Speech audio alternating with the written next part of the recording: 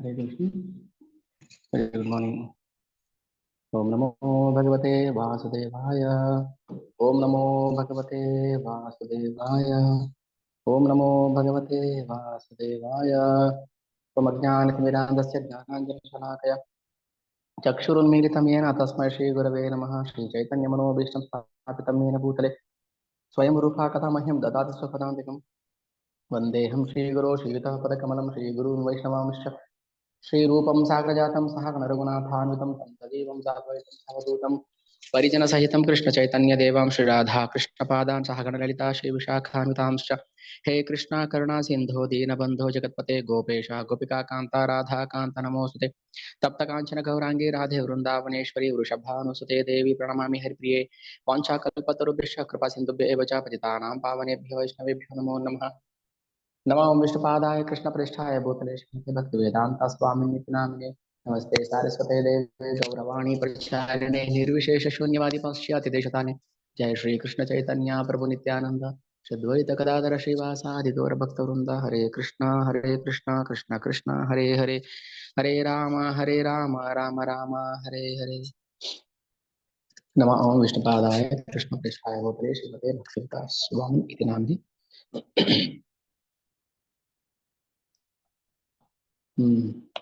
ಜಗನ್ನಾಥನ ಲೀಲೆ. ನೋಡೋಣ ಇನ್ನು ಎಷ್ಟು ದಿನ ಜಗನ್ನಾಥ ಲೀಲೆ ಹೇಳ್ಸ್ಕೊಳ್ತಾನೆ ಗೊತ್ತಿಲ್ಲ. ನೆನೆ ಒಂದು ಥಾಟ್ ಬಂದಿತ್ತಂತೂ ನಿಜ. ನನಗೆ ಸ್ಟಾಪ್ ಮಾಡೋಣ ಪ್ರತಾಪರದ್ದು ಹೇಳಿ ಸ್ಟಾಪ್ ಮಾಡೋಣ ಅಂತ ಅನ್ಸಿತ್ತು. ಆಮೇಲೆ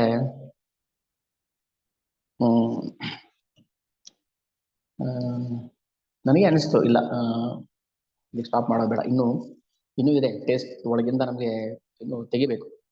ಈಗ ಬೋರ್ ಆಗ್ತಿರ್ತೀವಿ, ಇನ್ನೂ ರೆಡಿಗೆ ಒಂದು ಪಾಯಿಂಟ್ ನೀರು ಬರುತ್ತೆ, ಅಲ್ಲಿಗೆ ಸ್ಟಾಪ್ ಮಾಡಲ್ಲ. ಮತ್ತೆ ಇನ್ನೊಂದು ಪಾಯಿಂಟ್ ಸಿಗೋವರೆಗೂ ಬೋರ್ ಹೊಡಿತಾರೆ, ಒಳ್ಳೆ ಬೋರ್ ಕೊಟ್ಟಿರ್ತಾರೆ. ಅಲ್ಲೊಂದು ಪಾಯಿಂಟ್ ಸಿಗುತ್ತೆ, ಅಲ್ಲಿಗೆ ಸ್ಟಾಪ್ ಮಾಡಲ್ಲ, ಇನ್ನೂ ಸ್ವಲ್ಪ ಇರಲಿ ಅಂದ್ರೆ ಆಸೆ. ಇನ್ನು ನೀರು ಬರುತ್ತೆ, ಇನ್ನು ಸೋರ್ಸ್ ಸಿಗುತ್ತೆ. ಅದು ಭೌತಿಕ ಆಸೆ. ನಮ್ಗೆ ಇಲ್ಲ ಇನ್ನೂ ಕೇಳಬೇಕು ಲೀಲೆ, ಇನ್ನೂ ಕೇಳಬೇಕು, ಇನ್ನೊಂದು ಸ್ವಲ್ಪ. ಅದು ಅಲೌಕಿಕ ಆಸೆ. ಧರ್ಮ ವಿರುದ್ಧ ಭೂತೇಶು ಕಾಮೋಸ್ಮಿ ಭರತರ್ಷಭ. ಧರ್ಮಕ್ಕೆ ವಿರುದ್ಧವಲ್ಲದ ಕಾಮ ನಾನು. ಕಾಮ ಬೆಳೆಸ್ಕೊಳ್ಳಿ, ಅದೇ ಹೇಳ್ತಾ ಇರ್ತೀವಲ್ಲ, ಕಾಮಿಗಳಾಗ್ಬೇಕು ನಾವು.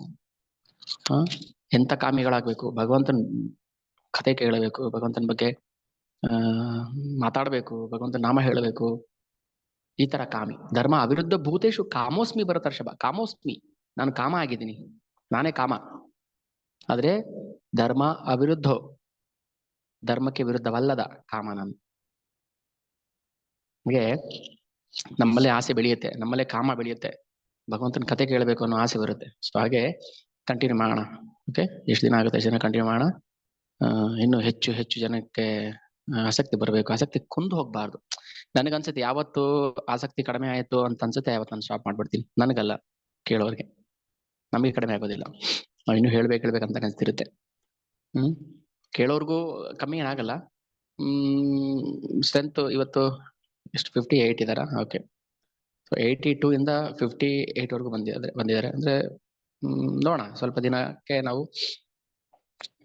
ಹೇಳಿ ಸ್ಟಾಪ್ ಮಾಡೋಣ. ಯಾರಿಗೆ ಸೌಭಾಗ್ಯ ಭಗವಂತ ಕೊಟ್ಟಿದ್ದಾನೆ ಗೊತ್ತಿಲ್ಲ. ಎಷ್ಟೋ ಜನ ಇವತ್ತು ಫಸ್ಟ್ ಕ್ಲಾಸ್ ಇರ್ಬೋದು, ಅಥವಾ ಒಂದೆರಡು ಕ್ಲಾಸ್ ಕೇಳಿರ್ಬೋದು, ಎಷ್ಟೋ ಜನ ಎಲ್ಲಾ ಕ್ಲಾಸು ಕೇಳಿರ್ಬೋದು. ಯಾರಿಗೆ ಕಿಂಚಿತ್ತು ಶ್ರವಣ ಭಾಗ್ಯ ಸಿಕ್ಕುತ್ತೆ ಅವ್ರ ಭಾಗ್ಯವಂತರು, ನಿಜವಾದ ಭಾಗ್ಯವಂತರು. ಓಕೆ, ಸೊ ಇವತ್ತಿನ ಲೀಲೆ ಈ ತರ ಇದೆ. ಇದು ಕ್ರಿಸ್ತ ಪೂರ್ವದಲ್ಲಿ ನಡೆದಿರುವಂಥದ್ದು. ಯಾವ ಅಶೋಕನ ಕಾಲದಲ್ಲಿ ನಡೆದಿರೋ ಘಟನೆ ಲೀಲೆ. ಸ್ವಲ್ಪ ಇತಿಹಾಸ ಓದೋಣ ಇವಾಗ, ಚರಿತ್ರೆ. ಒಬ್ಬ ರಾಜನ ಕಥೆ ಇದು, ಅಂದ್ರೆ ಭಕ್ತನ ಕಥೆ. ಒರಿಸ್ಸಾದಲ್ಲಿ ಅವಾಗ ಕಳಿಂಗ ಅಂತ ಒಂದು ದೇಶ ಇತ್ತು, ಕೇಳಿದಿರ? ಕಳಿಂಗ. ಅಶೋಕ ಚಕ್ರವರ್ತಿ ಕಳಿಂಗದಲ್ಲಿ ಯುದ್ಧಕ್ಕೆ ಬಂದಿದ್ದ. ಅಶೋಕ ಚಕ್ರವರ್ತಿ ಕಳಿಂಗ ಯುದ್ಧ ಮಾಡ್ದ ಹೇಳಿ.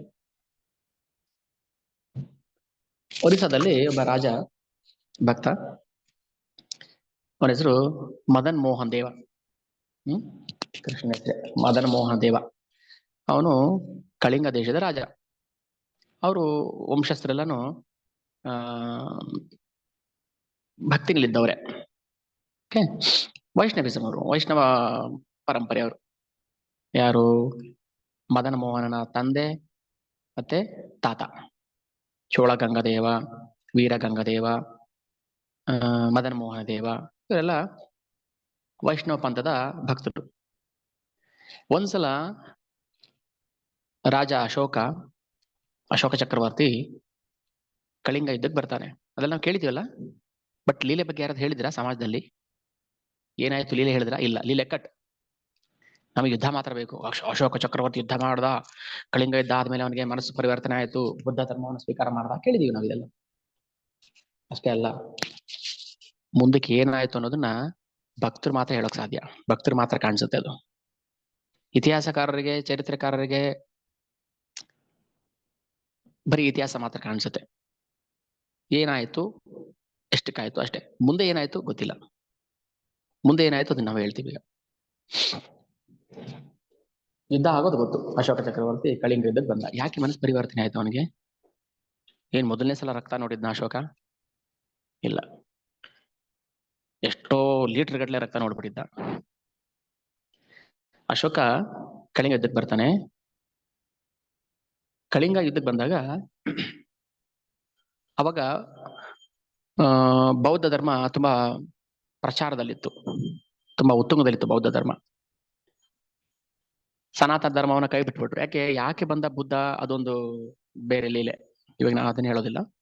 ಬುದ್ಧನ ಅವತಾರ ಯಾಕಾಯ್ತು? ಇವ್ರನ್ನೆಲ್ಲ ಮುಳುಗಿಸ್ಬೇಕಾಗಿತ್ತು, ಅದಕ್ಕೋಸ್ಕರ ಬುದ್ಧನ ಅವತಾರ ಆಯ್ತು. ಓಕೆ, ಮೋಹಿನಿ ಅವತಾರ ಯಾಕಾಯ್ತು? ದಾನವರನ್ನ ಮುಳುಗಿಸ್ಬೇಕಾಗಿತ್ತು, ಅದಕ್ಕೆ ಆಯ್ತು. ಮತ್ಸ್ಯ ಅವತಾರ ಯಾಕಾಯ್ತು? ಕೂರ್ಮ ಅವತಾರ ಯಾಕಾಯ್ತು? ಸತ್ಯವತಾರದಿಂದ ರಕ್ಷಣೆ ಮಾಡ್ಬೇಕಾಗಿತ್ತು, ದೇವತೆಗಳಿಂದ ದಾನವರನ್ನ ಬಿಡುಗಡೆ ಮಾಡ್ಬೇಕಿತ್ತು. ಭಗವಂತ ಒಂದು ಲೀಲೆ ಮಾಡ್ತಾನೆ. ಹಾಗೆ ಬುದ್ಧಾವತಾರನು. ಬುದ್ಧಾವತಾರ ಯಾರಿಗೆ? ಯಾರು ಧರ್ಮವನ್ನ, ಸನಾತನ ಧರ್ಮವನ್ನ ತ್ಯಾಗ ಮಾಡಿ ಯಜ್ಞದ ಹೆಸರಲ್ಲಿ ಪ್ರಾಣಿ ಬಲಿ ಕೊಡ್ತಾ ಇದ್ರು, ಅದನ್ನ ಸ್ಟಾಪ್ ಮಾಡ್ಬೇಕಾಗಿತ್ತು. ಅದಕ್ಕೆ ಬುದ್ಧ ಧರ್ಮ ಪ್ರಚಾರ ಆಯ್ತು. ಬಟ್ ಅಹಿಂಸೆ ಅಶೋಕನಿಗೆ ತುಂಬಾ ಇಷ್ಟ ಆಗೋಯ್ತು. ಸರಿ, ಯುದ್ಧದಿಂದ ಹೊರಟ, ಬೌದ್ಧ ಧರ್ಮಕ್ಕೆ ತುಂಬಾ ಮನಸ್ಸು ಹೋತ್ಬಿಟ್ಟ, ಬುದ್ಧಿಸಮ್ ಆಗ್ಬಿಟ್ಟ, ಬೌದ್ಧ ಧರ್ಮ ಸ್ವೀಕಾರ ಮಾಡ. ಆದ್ರೆ ಈ ಮದನ ಮೋಹನ್ ದೇವ ಇದ್ದಾನೆ, ಈ ಹೆಸರು ಜ್ಞಾಪಕ ಇಟ್ಕೊಳ್ಳಿ. ಈ ಮದನ ಮೋಹನ ದೇವ ಇದ್ದಾನಲ್ಲ, ಈ ಮದನ ಮೋಹನ್ ದೇವ ವೈಷ್ಣವ. ಯಾಕಂದ್ರೆ ಇವರ ಅಪ್ಪ ತಾತ ಎಲ್ಲ ವೈಷ್ಣವ ಫಾಲೋ ಮಾಡ್ತಾ ಇದ್ರು. ಆದರೆ ಈ ಮದನ ಮೋಹನ ದೇವನ ಹೆಂಡತಿ ರಾಣಿ ಬುದ್ಧ ಧರ್ಮಕ್ಕೆ ಸಹಕಾರ, ಬೆಂಬಲ ನೀಡ್ತಾ ಇದ್ಲು. ಇಲ್ಲಿಂದ ಸ್ವಲ್ಪ ಗಮನ ಇಟ್ಟು ಕೇಳಿಸ್ಕೊಳ್ಳಿ. ಗಂಡ ವೈಷ್ಣವ, ಹೆಂಡತಿ ಬುದ್ಧಿಸಂ. ಇಬ್ಬರಲ್ಲಿ ಏನಾಯ್ತು? ಮನಸ್ತಾಪ ಬಂತು. ಹೆಂಡತಿ ಬುದ್ಧಿಸ್ಟ್ನ ರೆಸ್ಪೆಕ್ಟ್ ಮಾಡ್ತಾ ಇದ್ಲು. ಯಾಕಂದ್ರೆ ಹೌದು, ಬೌದ್ಧ ಧರ್ಮ ತುಂಬಾ ಅಹಿಂಸೆ, ನಾವು ಅಹಿಂಸೆಯನ್ನ ಫಾಲೋ ಮಾಡ್ಬೇಕು. ಕರೆಕ್ಟ್, ನೀತಿ ಕರೆಕ್ಟ್, ಬೌದ್ಧ ಧರ್ಮ ಅಹಿಂಸೆ ಫಾಲೋ ಮಾಡ್ತಾರೆ, ಸರಿ. ಆದ್ರೆ ಯಾವ್ದು ಹಿಂಸೆ ಯಾವ್ದು ಅಹಿಂಸೆ ಅಂತ ಗೊತ್ತಿರ್ಬೇಕು, ನಮಗೆ ತಿಳ್ಕೊಂಡಿರ್ಬೇಕು. ಈಗ ನಾನು ನಿಮ್ಮನ್ನೊಂದು ಪ್ರಶ್ನೆ ಕೇಳ್ತೀನಿ. ಯಾರು ಭಗವದ್ಗೀತೆ ಓದಿದ್ದೀರಾ ಅವರಿಗೆ, ಓದಿರೋದಲ್ಲ ಅರ್ಥ ಮಾಡ್ಕೊಂಡಿರೋರಿಗೆ. ಕೃಷ್ಣ ಎಲ್ಲಾದ್ರೂ ಹಿಂಸೆ ಮಾಡಿ ಅಂತ ಹೇಳ್ತಾನ? ಪ್ರಚೋದನೆ ಮಾಡ್ತಾನ? ಇಲ್ಲ. ನೋಡಿ, 16.1 ಭಗವದ್ಗೀತೆ ಶ್ಲೋಕ ಬರುತ್ತೆ. ಅಭಯಂ ಸತ್ವ ಸಂಶುದ್ಧಿ ಜ್ಞಾನ ಯೋಗ ವ್ಯವಸ್ಥಿ ದಾನಂ ತಮಶ ಯಜ್ಞಶ ಸ್ವಾಧ್ಯಾಯ ತಪ ಆರ್ಜವಂ ಅಹಿಂಸಾ ಕ್ಷಾಂತಿರ್ ಆರ್ಜವಂ ಶೌಚ ಅಹಿಂಸಾ ಕ್ಷಾಂತಿ ಆರ್ಜವಂ. ಕೃಷ್ಣ ಅಹಿಂಸೆ ಬಗ್ಗೆ ಹೇಳ್ತಾನೆ ಅಂದ್ರೆ ಯುದ್ಧ ಮಾಡುವಂತ ಯಾಕೆ ಹೇಳ್ಬೇಕಿತ್ತು? ಯುದ್ಧ ಮಾಡುವುದು ಅಹಿಂಸೆ. ಎರಡು ಕೈ ಮೇಲೆ ಹೇಳಿ, ಯುದ್ಧ ಮಾಡುವುದು ಅಹಿಂಸೆ. ಯಾರಾದ್ರೂ ಹಿಂಸೆ ಅಂತ ಹೇಳಿದ್ರೆ ಅದು ತಪ್ಪಾಗುತ್ತೆ. ಭಗವದ್ಗೀತೆ ಓದಿದ್ರೆ ನಮ್ಗೆ ಸರಿ ತಪ್ಪು ತರ ಕಾಣಿಸುತ್ತೆ, ತಪ್ಪು ಸರಿ ತರ ಕಾಣಿಸುತ್ತೆ. ಮೇಲ್ನೋಟಕ್ಕೆ ನಾವೇನು ನೋಡ್ಬಾರ್ದು, ಶಾಸ್ತ್ರದ ಮೂಲಕ ನೋಡ್ಬೇಕು. ಕುರುಡನ್ನ ಕರ್ಕೊಂಡ್ ಬಂದ್ಬಿಟ್ಟು ಗೌರ್ಮೆಂಟ್ ಆಫೀಸಲ್ಲಿ ಟೈಪ್ ರೈಟರ್ ಆಗಿ ಮಾಡಿದ್ರೆ ಏನ್ ಮಾಡ್ತಾನ ಅವನು? ಕುರುಡನ್ ಕರ್ಕೊಂಡ್ ಬಂದ್ಬಿಟ್ಟು ಟೈಪಿಂಗ್ ಬರುತ್ತೆ ಅವನಿಗೆ, ಆದ್ರೆ ಕುರುಡನ್ ಕರ್ಕೊಂಡ್ ಬಂದು ಟೈಪ್ ರೈಟಿಂಗ್ ಮಾಡಿದ್ರೆ ಏನಾಗುತ್ತೆ? ತಪ್ಪ ಹೊಡಿತಾನ ಅವನು. ಕಣ್ ಕಾಣಿಸೋದಿಲ್ಲ, ಸರಿ ತಪ್ಪು ಗೊತ್ತಿಲ್ಲ ಅವನಿಗೆ. ನಾವು ಕುರುಡ್ರು, ಅಜ್ಞಾನ ತಿಮಿರಾಂಧಸ್ಯ, ಅಜ್ಞಾನಿಗಳು ನಾವು. ಮೇಲ್ನೋಟಿಗೆ ಏನ್ ಕಾಣಿಸುತ್ತೆ ಅದು ಅಲ್ಲ.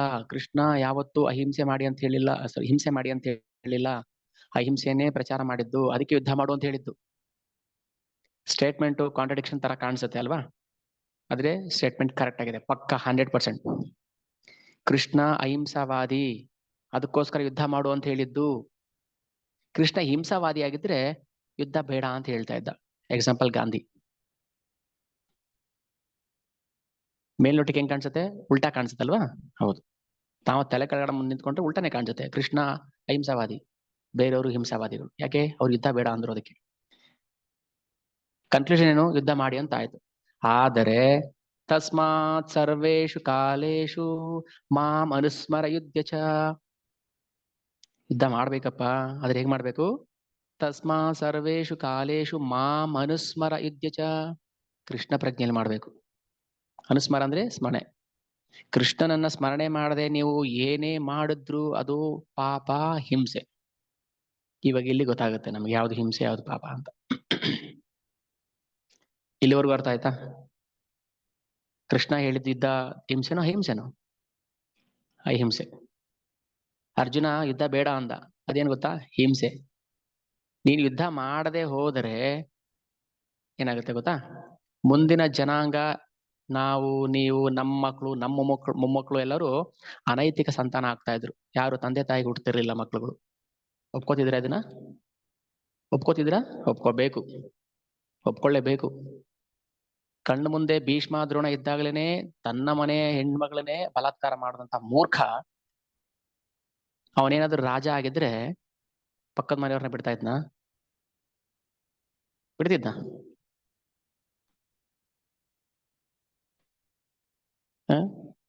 ಹಿಂದಿ, ಚೀನಿ, ಬಾಯಿ ಮುಸ್ಲಿಂ ಜೊತೆ ಸಂಪರ್ಕವನ್ನು ಬೆಳೆಸಬೇಕು, ಮುಸ್ಲಿಂ ರಾಜರ ಜೊತೆ ಚೆನ್ನಾಗಿರ್ಬೇಕು ನಾವು ಅಂತ ಹೇಳಿದ ಮೂರ್ಖರು ಒಂದು ವೇಳೆ ಬಿಟ್ಟಿದ್ರೆ ಏನಾಗ್ತಿತ್ತು? ಜಗತ್ತು ವರ್ಣ ಸಂಕರಕ್ಕೆ ಕಾರಣ ಆಗ್ತಿತ್ತು. ವರ್ಣ ಸಂಕರಕ್ಕೆ ಈಡಾದ್ರೆ ಯಾರು ಕಾರಣ? ಕೃಷ್ಣ ಕಾರಣ. ಮತ್ತೆ ಬಿಡ್ಬೇಕಾ? ಅಲ್ಲ, ಲಕ್ಷಾಂತರ ಕೋಟ್ಯಾಂತರ ಜನ ಹಿಂಸೆ ಪಡಬೇಕಾಗಿತ್ತು ಒಂದು ವೇಳೆ ದುರ್ಯೋಧನ ರಾಜ ಆಗಿದ್ರೆ. ಅದಕ್ಕೆ ಹೇಳಿದ್ದು, ಕಾಡಲ್ಲಿ ಒಂದು ಮರ ಕಿತ್ತರೆ ಇಡೀ ಮರಗಳು ಉಳ್ಕೊಳ್ಳುತ್ತೆ ಅನ್ನೋದಾಗಿದ್ರೆ ಆ ಮರನ ಕಿತ್ತು ಬಿಸಾಕು. 100 ಹಸುಗಳು ಉಳ್ಕೊಳ್ಳುತ್ತೆ ಅನ್ನೋದಾದ್ರೆ ಒಂದು ಹುಲಿನ ಕೊಂದು ಬಿಸಾಕು. ಒಂದು ಊರು ಬದುಕೊಳ್ಳುತ್ತೆ ಅಂದ್ರೆ ಒಂದು ಮನೆನ ಕಿತ್ತು ಬಿಸಾಕು. ಇದು ಅಹಿಂಸೆ, ಇದು ಹಿಂಸೆ ಅಲ್ಲ. ಕೃಷ್ಣ ಮಾಡಿದ್ದು ಅದನ್ನೇ.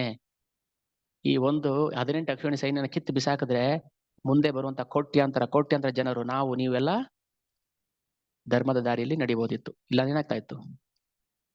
ಯಾರು ನಿಮ್ಮಪ್ಪ? ಗೊತ್ತಿಲ್ಲ. ಯಾವಪ್ಪನು? ಅಪ್ಪ ನಂಬರ್ 1 2 3 4 5 ಯಾರಮ್ಮ? ಗೊತ್ತಿಲ್ಲ ಅಮ್ಮ ಯಾರು ಅಂತ. ನಾಯಿ ಜೀವನ ಆಗ್ತಾ ಇತ್ತು. ಅದಕ್ಕೋಸ್ಕರ ಭಗವಂತ ಬಂದಿದ್ದು, ಇವ್ರನ್ನೆಲ್ಲ ನಾಶ ಮಾಡುವಂತ. ಇದೆಂಗೆ ಹಿಂಸೆ ಅಂತ ಹೇಳ್ತೀರಿ ನೀವು? ಕೃಷ್ಣ ಯುದ್ಧ ಮಾಡಿಸಿದ್ದು ಅಹಿಂಸೆ. ಅದಕ್ಕೆ ಪ್ರೂಫ್ ಇದೆ. ಎಷ್ಟು ಪ್ರೂಫ್ ಬೇಕು ಕೊಡ್ತೀವಿ ನಾವು, ಬನ್ನಿ. ಕರ್ಣನ ಸುಳ್ಳು ಹೇಳಿ ಕೊಳಿಸ್ದ, ಅದಕ್ಕೊಂದು ಕಾರಣ ಇದೆ. ದ್ರೋಣನ್ ಸುಳ್ಳು ಹೇಳಿ ಕೊಲಿಸ್ದ, ಅದಕ್ಕೊಂದು ಕಾರಣ ಇದೆ. ಕೃಷ್ಣ ಸುಳ್ಳು ಹೇಳೋದಕ್ಕೊಂದು ಕಾರಣ ಇದೆ. ಆದ್ರೆ ಬುದ್ಧಿಸ್ಟ್ ಬಂದ್ರು, ನೈಸಾಗಿ ಏನ್ ಮಾಡಿದ್ರು? ಅಹಿಂಸೆ ಅಹಿಂಸೆ ಅನ್ನೋ ಹೆಸರಲ್ಲಿ ಹಿಂಸೆ ಮಾಡಕ್ ಶುರು ಮಾಡಿದ್ರು. ಮೇಲ್ನೋಟಕ್ಕೆ ಅಹಿಂಸೆ, ಆದ್ರೆ ಹಿಂಸೆ ಅದು. ಅದಕ್ಕೆ ಬುದ್ಧಿಸ್ಟ್ ನ ಬೇರ್ ಸಮೇತ, ಬೌದ್ಧ ಧರ್ಮ ಬೇರ್ ಸಮೇತ ಕಿತ್ತು ಬಿಸಾಕಿದ್ರು ಶಂಕರಾಚಾರ್ಯ, ಆದಿಶಂಕರಾಚಾರ್ಯ. ಒಂದ್ ವೇಳೆ ಬುದ್ಧಿಸ್ಟ್ ಇದ್ರೆ, ಬೌದ್ಧ ಇದ್ದಿದ್ರೆ ಇವತ್ತು ಜಗತ್ತಲ್ಲಿ ಶೂನ್ಯವಾದ ಪ್ರಚಾರ ಆಗ್ತಾ ಇತ್ತು. ನಿರ್ವಿಶೇಷ ಶೂನ್ಯವಾದಿ ಪಾಶ್ಚಾತ್ಯ ದೇಶ ತಾರಿಣೆ. ನಿರ್ವಿಶೇಷ ಶೂನ್ಯವಾದಿಗಳನ್ನ ಕಿತ್ತು ಬಿಸಾಕಬೇಕು. ಕೃಷ್ಣ ಪ್ರಜ್ಞೆ ಮಾತ್ರ ಗಟ್ಟಿ, ಉಳಿದ ಯಾವ ಪ್ರಜ್ಞೆನೂ ಗಟ್ಟಿ ಅಲ್ಲ, ಅದು ಜೊಳ್ಳು. ಇದನ್ನ ಎಸ್ಟಾಬ್ಲಿಷ್ ಮಾಡಕ್ಕೋಸ್ಕರ ಭಗವಂತ ಲೀಲೆ ಮಾಡ್ತಾನೆ ನೋಡಿ. ಜಗನ್ನಾಥ ಎಷ್ಟು ನಮಗೆ ಕೃಪೆ ಕೊಟ್ಟಿದ್ದಾನೆ. ಅಶೋಕನ ಕಾಲದಲ್ಲಿ ಇದ್ದಂತಹ ಧರ್ಮ ಕ್ರಿಸ್ತ ಪೂರ್ವ 2-3ನೇ ಶತಮಾನ, 8ನೇ ಶತಮಾನ ಶಂಕರಾಚಾರ್ಯ ಅವರು ಬರೋವರೆಗೂ ಸುಮಾರು 1000 ವರ್ಷ ಬುದ್ಧಿಸ್ಟ್ ನಮ್ಮ ದೇಶವನ್ನ ನಾಶ ಮಾಡಿದ್ರು. ಬೌದ್ಧ ಧರ್ಮ ತುಂಬಾ ಒಳ್ಳೇದಲ್ವಾ? ಬುದ್ಧ ತಥಾಗತ ರಾಯ್, ತಥಾಗತ. ನಮ್ಗೆ ಗೊತ್ತಿಲ್ಲ, ಸತ್ಯ ಗೊತ್ತಿಲ್ಲ, ಅದಕ್ಕೆ ನಾವು ಬಡಾಯಿ ಕೊಚ್ಕೋತಾ ಇದ್ದೀವಿ. ಇವಾಗ ಗೊತ್ತಾಗುತ್ತೆ ಸತ್ಯ ಏನು ಅಂತ. ಗಂಡ ಮದನ ಮೋಹನ ದೇವ ಸ್ವಲ್ಪ ಇತಿಹಾಸ ನಮ್ಗೆ ಗೊತ್ತಿರ್ಬೇಕಿದು, ಇಲ್ಲಾಂದ್ರೆ ನಮಗೆ ಭಕ್ತಿ ಬರೋದಿಲ್ಲ. ಸತ್ಯ ಗೊತ್ತಿಲ್ಲ ನಮ್ಗೆ ಭಕ್ತಿ ಹೆಂಗ್ ಮಾಡಕ್ಕಾಗತ್ತೆ? ಕೃಷ್ಣ ದ್ವೇಷ ಮಾಡ್ಕೊಂಡು ಇದ್ಬಿಡ್ತೀವಿ ನಾವು, ಕೃಷ್ಣ ಹಂಗ್ ಮಾಡ್ದ ಹಿಂಗ್ ಮಾಡ್ದ ಅಂತ. ಕೃಷ್ಣ ಮಾಡಿದ್ದು ಒಂದೊಂದು ಸಣ್ಣ ಸಣ್ಣ ಲೀಲೆನೂ ಧರ್ಮ. ಅದಕ್ಕೆ ಅರ್ಥ ಮಾಡ್ಕೊಳ್ಳಿ, ಅದಕ್ಕೆ ಕೃಷ್ಣನ ಅರ್ಥ ಮಾಡ್ಕೊಳ್ಳಿ, ಅದಕ್ಕೆ ಭಗವದ್ಗೀತೆ ಓದಿ ಅಂತ ಹೇಳೋದು. ಮೇಲ್ನೋಟಿಗೆ ನೈಸಾಗಿ ಮಾತಾಡಿದ್ರೆ ಒಳ್ಳೆಯವರಾ? ಇಲ್ಲ. ಚೂರಿ ಹಾಕ್ಬೋದು. ಮೇಲ್ನೋಟಿಗೆ ಗಟ್ಟಿ ಮಾತಾಡ್ತಾರೆ ಅಂದ್ರೆ ಅವ್ರು ಕೆಟ್ಟವರಾ? ಇಲ್ಲ, ನಿಮ್ ಒಳ್ಳೇದು ಕೇಳಿರ್ಬೋದು. ಹೆಂಗ್ ಗೊತ್ತಾಗುತ್ತೆ? ಸರಿಲ್ಲ ರೀ ಅವರು, ಸರಿ ಇಲ್ಲ ಅವರು, ಯಾಕೆ ಬೈತಾರೆ? ಅವ್ರು ಸರಿ, ಅವ್ರು ತುಂಬಾ ಚೆನ್ನಾಗಿ ಮಾತಾಡ್ತಾರೆ. ಇವಾಗ್ಲೂ ಇಂಡಿಯಾ ಪಾಕಿಸ್ತಾನ, ಇಂಡಿಯಾ ಚೈನಾಗೆ ಅಷ್ಟೇ ಆಗಲ್ಲ. ಅದೇ ರಾಯಭಾರಿ ಹೋದಾಗ ಏನಾಗುತ್ತೆ, ಏನ್ ಗ್ರ್ಯಾಂಡ್ ವೆಲ್ಕಮ್ ಅವ್ರಿಗೆ, ಜೈಶಂಕರ್ ಹೋಗ್ಬಿಟ್ರೆ ಓ ಬನ್ನಿ ಸರ್ ಅಂತ ಅವ್ರಿಗೆ ರತ್ನ ಸಿಂಹಾಸನ ಹಾಕಿ ರೆಡ್ ಕಾರ್ಪೆಟ್ ಹಾಕಿ ಕರ್ಕೊಳ್ತಾರೆ. ಪ್ರೀತಿನ ಅದು? ಫೇಕ್. ಹೌದಾ? ಈಗ ಆ ದೇಶದವ್ರು ನಮ್ಮ ದೇಶಕ್ಕೆ ಬಂದ್ರು, ರಾಯಭಾರಿಗಳು, ಎಂಬೆಸಿ, ಫಾರಿನ್ ಸೆಕ್ರೆಟರಿ ಬಂದ್ರು, ಬೈತೀವ ನಾವು?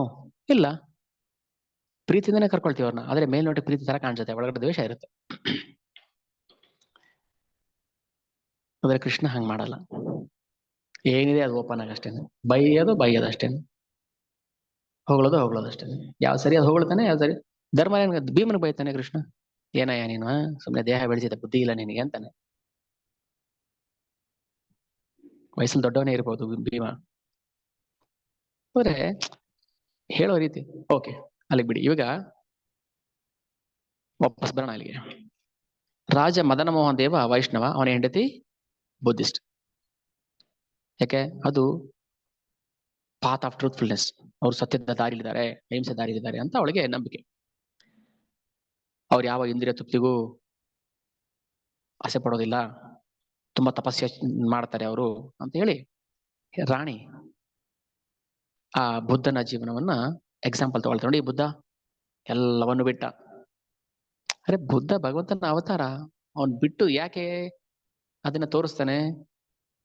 ಯಾರು ಭಗವಂತನ ನಂಬಿಕೆ ಎಲ್ಲ ಅವರು ನಾಶ ಆಗ್ಲಿ ಅಂತ. ಅದಿನ್ನೊಂದ್ಸಲ ಯಾವಾಗ ಮಾತಾಡೋಣ. ಸೊ ಬುದ್ಧನ ಜೀವನವನ್ನ ಐಡಿಯಲ್ ಎಕ್ಸಾಂಪಲ್ ಆಗಿ ತಗೋತಾಳೆ ರಾಣಿ. ಅಷ್ಟು ಸಾಮ್ರಾಜ್ಯ, ಹೆಂಡತಿ ಮಕ್ಕಳೆಲ್ಲ ಇದ್ರು ಅವನು ಎಲ್ಲವನ್ನು ಬಿಟ್ಟು ಬಂದ್ಬಿಟ್ಟ, ಸಾಧಕ. ಆದ್ದರಿಂದ ಏನಾಯ್ತು, ಅಶೋಕನು ಸೇರಿ ಎಲ್ಲರೂ ಬೌದ್ಧ ಧರ್ಮಕ್ಕೆ ಕನ್ವರ್ಟ್ ಆದ್ರು. ಹೀಗೆ ಒಂದಿನ ರಾಣಿಗೆ ಆಸೆ ಆಯ್ತು, ಪುರಿನಲ್ಲಿ ಜಗನ್ನಾಥನಿಗೆ ಬುದ್ಧ ಧರ್ಮದಲ್ಲಿರೋ ತರ ಪ್ರಚಾರ ಪೂಜೆ ಮಾಡಬೇಕು. ಹೇಗೆ ರಾಮಾನುಜಾಚಾರ್ಯ ಅವರಿಗೆ ವೈಖಾನಸ ಪದ್ಧತಿಯಲ್ಲಿ ಪೂಜೆ ಮಾಡಬೇಕು ಅನಿಸ್ತೋ, ಹಾಗೆ ರಾಣಿಗೆ ಬುದ್ಧರ ರೀತಿಯಲ್ಲಿ ಪೂಜೆ ಮಾಡಬೇಕು ಅನಿಸ್ತು ರಾಣಿಗೆ. ಆದ್ರೆ ರಾಜ ಮದನ ಮೋಹನ್ ದೇವಗೆ ಏನಿಸುತ್ತೆ, ಇಲ್ಲ ಬುದ್ಧ ಧರ್ಮ ನಾವು ಒಪ್ಪೋದಿಲ್ಲ, ನಾವು ವೇದಿಕ್ ಪ್ರೋಸೆಸ್ ಪ್ರಕಾರನೇ ಮಾಡ್ಬೇಕು ಅಂತ ರಾಜ. ಸರಿ, ಇಬ್ರು ಚಟಾಪಟಿ ಆಯ್ತು, ರಾಜನಿಗೂ ರಾಣಿಗೂ. ರಾಣಿ ಜಗನ್ನಾಥನಿಗೆ ಬುದ್ಧರ ತರ ಪೂಜೆ ಮಾಡ್ಬೇಕು ಅಂತ, ರಾಜನಿಗೆ ಇಲ್ಲ ವೈಷ್ಣವ ಕಲ್ಚರ್ ಪ್ರಕಾರ ಪೂಜೆ ಮಾಡ್ಬೇಕು ಅಂತ ಜಟಾಪಟಿ ನಡೀತಾ ಇದೆ, ಮಾರಾಮಾರಿ. ಸರಿ, ಏನ್ ಮಾಡ್ಬೇಕು? ಈ ಡಿಸ್ಪ್ಯೂಟ್ ನ ಸಾಲ್ವ್ ಮಾಡ್ಬೇಕು. ಸರಿ ಆಯ್ತಪ್ಪ, ನೀವು ಬುದ್ಧಿಸ್ಟ್ನ ಕರೀರಿ, ನಾವು ನಮ್ಮ ವೈಷ್ಣವ ಪೂಜಾರಿಗಳನ್ನ ನಾವು ಕರಿತೀವಿ, ಒಂದು ಟೆಸ್ಟ್ ಮಾಡೇ ಬಿಡೋಣ. ಯಾವ ಟೆಸ್ಟ್ ಯಾರು ಗೆಲ್ತಾರೆ ಅದ್ರ ಪ್ರಕಾರ ಪೂಜೆ ಮಾಡೋಣ ಜಗನ್ನಾಥನಿಗೆ. ಓಕೆ, ಜಗನ್ನಾಥ ಬೇರೆ ಯಾವುದೇ ದೇವಸ್ಥಾನದಲ್ಲೂ ಆಗಮಶಾಸ್ತ್ರ ಪುರಾಣದಲ್ಲಿ ಹೇಳಿರೋ ಪ್ರಕಾರ, ವೈಖಾನಸ ಪದ್ಧತಿ ಪ್ರಕಾರ, ವೇದಿಕ ರಿಚುವಲ್ ಪ್ರಕಾರ ಪೂಜೆ ಮಾಡ್ತಾರೆ. ಅದು ಜಗನ್ನಾಥನಿಗೆ ಡಿಫ್ರೆಂಟ್, ಅದು ಯಾವ ಗ್ರಂಥದಲ್ಲೂ ಇಲ್ಲ, ಯಾವ ಗ್ರಂಥದಲ್ಲೂ ಇಲ್ಲ. ಜಗನ್ನಾಥ ಹೇಳಿಸ್ತಾನೆ ಹೀಗೆ ಮಾಡಿ, ನನಗೆ ಹೀಗೆ ಮಾಡಿ ಅಂತ ಅಷ್ಟೇ. ಅದಕ್ಕೆ ಹೇಳುದು, ಭಗವಂತನ ಭಕ್ತರು ಯಾವ ವೇದಗಳಿಗೂ ಸಿಕ್ಕವರಲ್ಲ, ವೇದ ಹುಡುಗ ಸಿಗೋದಿಲ್ಲ ಅದು. ಬಟ್ ಇವ್ರು ವೇದದ ಪ್ರಕಾರ ಪೂಜೆ ಮಾಡ್ಬೇಕು ಅನಿಸ್ತು. ವೈಖಾನಸ ಪದ್ಧತಿ ಅದು ಪೂಜೆ, ಅದು ಶಾಸ್ತ್ರದಲ್ಲಿ ಇದೆ, ವೈಖಾನಸ ಪದ್ಧತಿ ಹೀಗೆ ಮಾಡ್ಬೇಕು ಪೂಜೆ ಅಂತ. ನಾರದ ಪಂಚರಾತ್ರ ವಿಧಿಲಿದೆ. ಅದೇ ಜಗನ್ನಾಥನಿಗೆ ನಾರದ ಪಂಚರಾತ್ರಕ್ಕೆ ವಿಧಿ ಪೂಜೆ ಮಾಡೋಂಗಿಲ್ಲ. ಅವನ್ ಡಿಫ್ರೆಂಟ್, ಅವನ್ ಬಾಸ್ ಆಫ್ ದಿ ಯೂನಿವರ್ಸ್, ಅವನು ಬಾಸ್ ಆಫ್ ದಿ ಯೂನಿವರ್ಸ್. ನಾನ್ ಹೇಳ್ದಂಗೆ ನೀವು ಪೂಜೆ ಮಾಡಿ ಅಷ್ಟೇ. ಎಲೆ ಅಡಿಕೆ ತಗೊಂಬನ್ನಿ, ತಾಂಬೂಲ ತಗೊಂಬ ಮೊನ್ನೆ ಮಡ್ಲಕ್ಕಿ ಅದು ಇಲ್ಲ ಇಲ್ಲ, ಅವೆಲ್ಲ ನಿಮ್ಮ ಏನು ಅದೆಲ್ಲ ಲೋ ಕ್ಲಾಸ್, ತುಂಬಾ ಕೆಳಗಿದೆ ಅದು ಶಾಸ್ತ್ರದಲ್ಲಿ. ನನ್ನ ರೀತಿನೇ ಬೇರೆ. ಅದಕ್ಕೆ ಹೇಳೋದು ಜಗನ್ನಾಥ ಪುರಿಗೆ ಬರಬೇಕು, ನಾವು ನೋಡ್ಬೇಕು ಹೆಂಗೆ ಅದ್ರದ್ದು ಆಚಾರ ವಿಚಾರ. ಜಗನ್ನಾಥ ಅಂದ್ರೆ ಜಗನ್ನಾಥ ಅಷ್ಟೇ. ಜಗನ್ನಾಥನ ರತ್ನ ಸಿಂಹಾಸನ ಮತ್ತೆ ನಾಟ ಮಂಟಪ ಇದೆಯಲ್ಲ, ಅವೆರಡು ಸಮಾನ ಅಂತರದಲ್ಲಿದೆ, ಅಂದ್ರೆ ಸೇಮ್ ಹೈಟ್ ಅಲ್ಲಿ ಇದೆ. ಈ ರಾಜನ ಪಕ್ಕದಲ್ಲಿ ಮಂತ್ರಿ ಚೇರ್ ಎಲ್ಲಿರುತ್ತೆ? ರಾಜನ್ ಸಮಾನವಾಗಿರುತ್ತಾ? ಇಲ್ಲ. ಇರುತ್ತಾ? ಕೃಷ್ಣ ಸಮಾನ ಸ್ಥಾನ ಕೊಡೋದು ಕೇವಲ ತನ್ನ ಭಕ್ತರಿಗೆ. ತನ್ನ ಕೀರ್ತನೆ ನಾಟ ಮಂಟಪದಲ್ಲಿ ಏನ್ ನಡೆಯುತ್ತೆ? ಪ್ರವಚನ ನಡೆಯುತ್ತಾ ನಾಟ ಮಂಟಪದಲ್ಲಿ? ಇಲ್ಲ, ಸಂಕೀರ್ತನೆ ನಡೆಯುತ್ತೆ. ಯಾರು ಸಂಕೀರ್ತನೆ ಮಾಡ್ತಾರೆ ಅವ್ರಿಗೆ ಸಮಾನ ಸ್ಥಾನ. ರಾಜನ ಹೆಂಡತಿಗೆ ಸಮಾನ ಸ್ಥಾನ, ಒಂದೇ ಸಿಂಹಾಸನ ಕೂತಿರ್ತಾರೆ. ರಾಜನ ಪಕ್ಕದಲ್ಲಿ ಮಂತ್ರಿ ಕೂತ್ಕೊಳಕ್ ಆಗುತ್ತಾ? ಇಲ್ಲ. ರಾಜನ ಪಕ್ಕದಲ್ಲಿ ಸೇವಕ ಕೂತ್ಕೊಳಕ್ ಆಗುತ್ತಾ? ಇಲ್ಲ, ಕೆಳಗೆ ಅವರು. ರತ್ನ ಸಿಂಹಾಸನ ಮತ್ತೆ ಯಜ್ಞ ಮಂಟಪ ಅಥವಾ ಅಲ್ಲಿ ನಾಟ ಮಂಟಪ, ಇವೆರಡು ಸಮಾನ ಅಂತರದಲ್ಲಿದೆ, ಇನ್ನೆಲ್ಲ ಕೆಳಗಿದೆ. ಓಕೆ, ಇವಾಗ ಡಿಸ್ಪ್ಯೂಟ್ ಸಾಲ್ವ್ ಮಾಡಬೇಕು. ವೈಷ್ಣವ ಪದ್ಧತಿನೋ ಬುದ್ಧಿಸ್ಟೋ? ಒಂದು ಪರೀಕ್ಷೆ ಮಾಡೋಣ. ಎಲ್ಲಾ ಪೂಜಾರಿಗಳನ್ನ ಕರೆಸಿದ್ರು. ಈ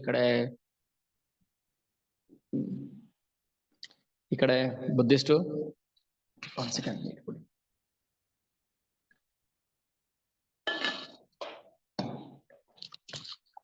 ಇನ್ನೊಂದ್ ಕಡೆ ವೈಷ್ಣವರು.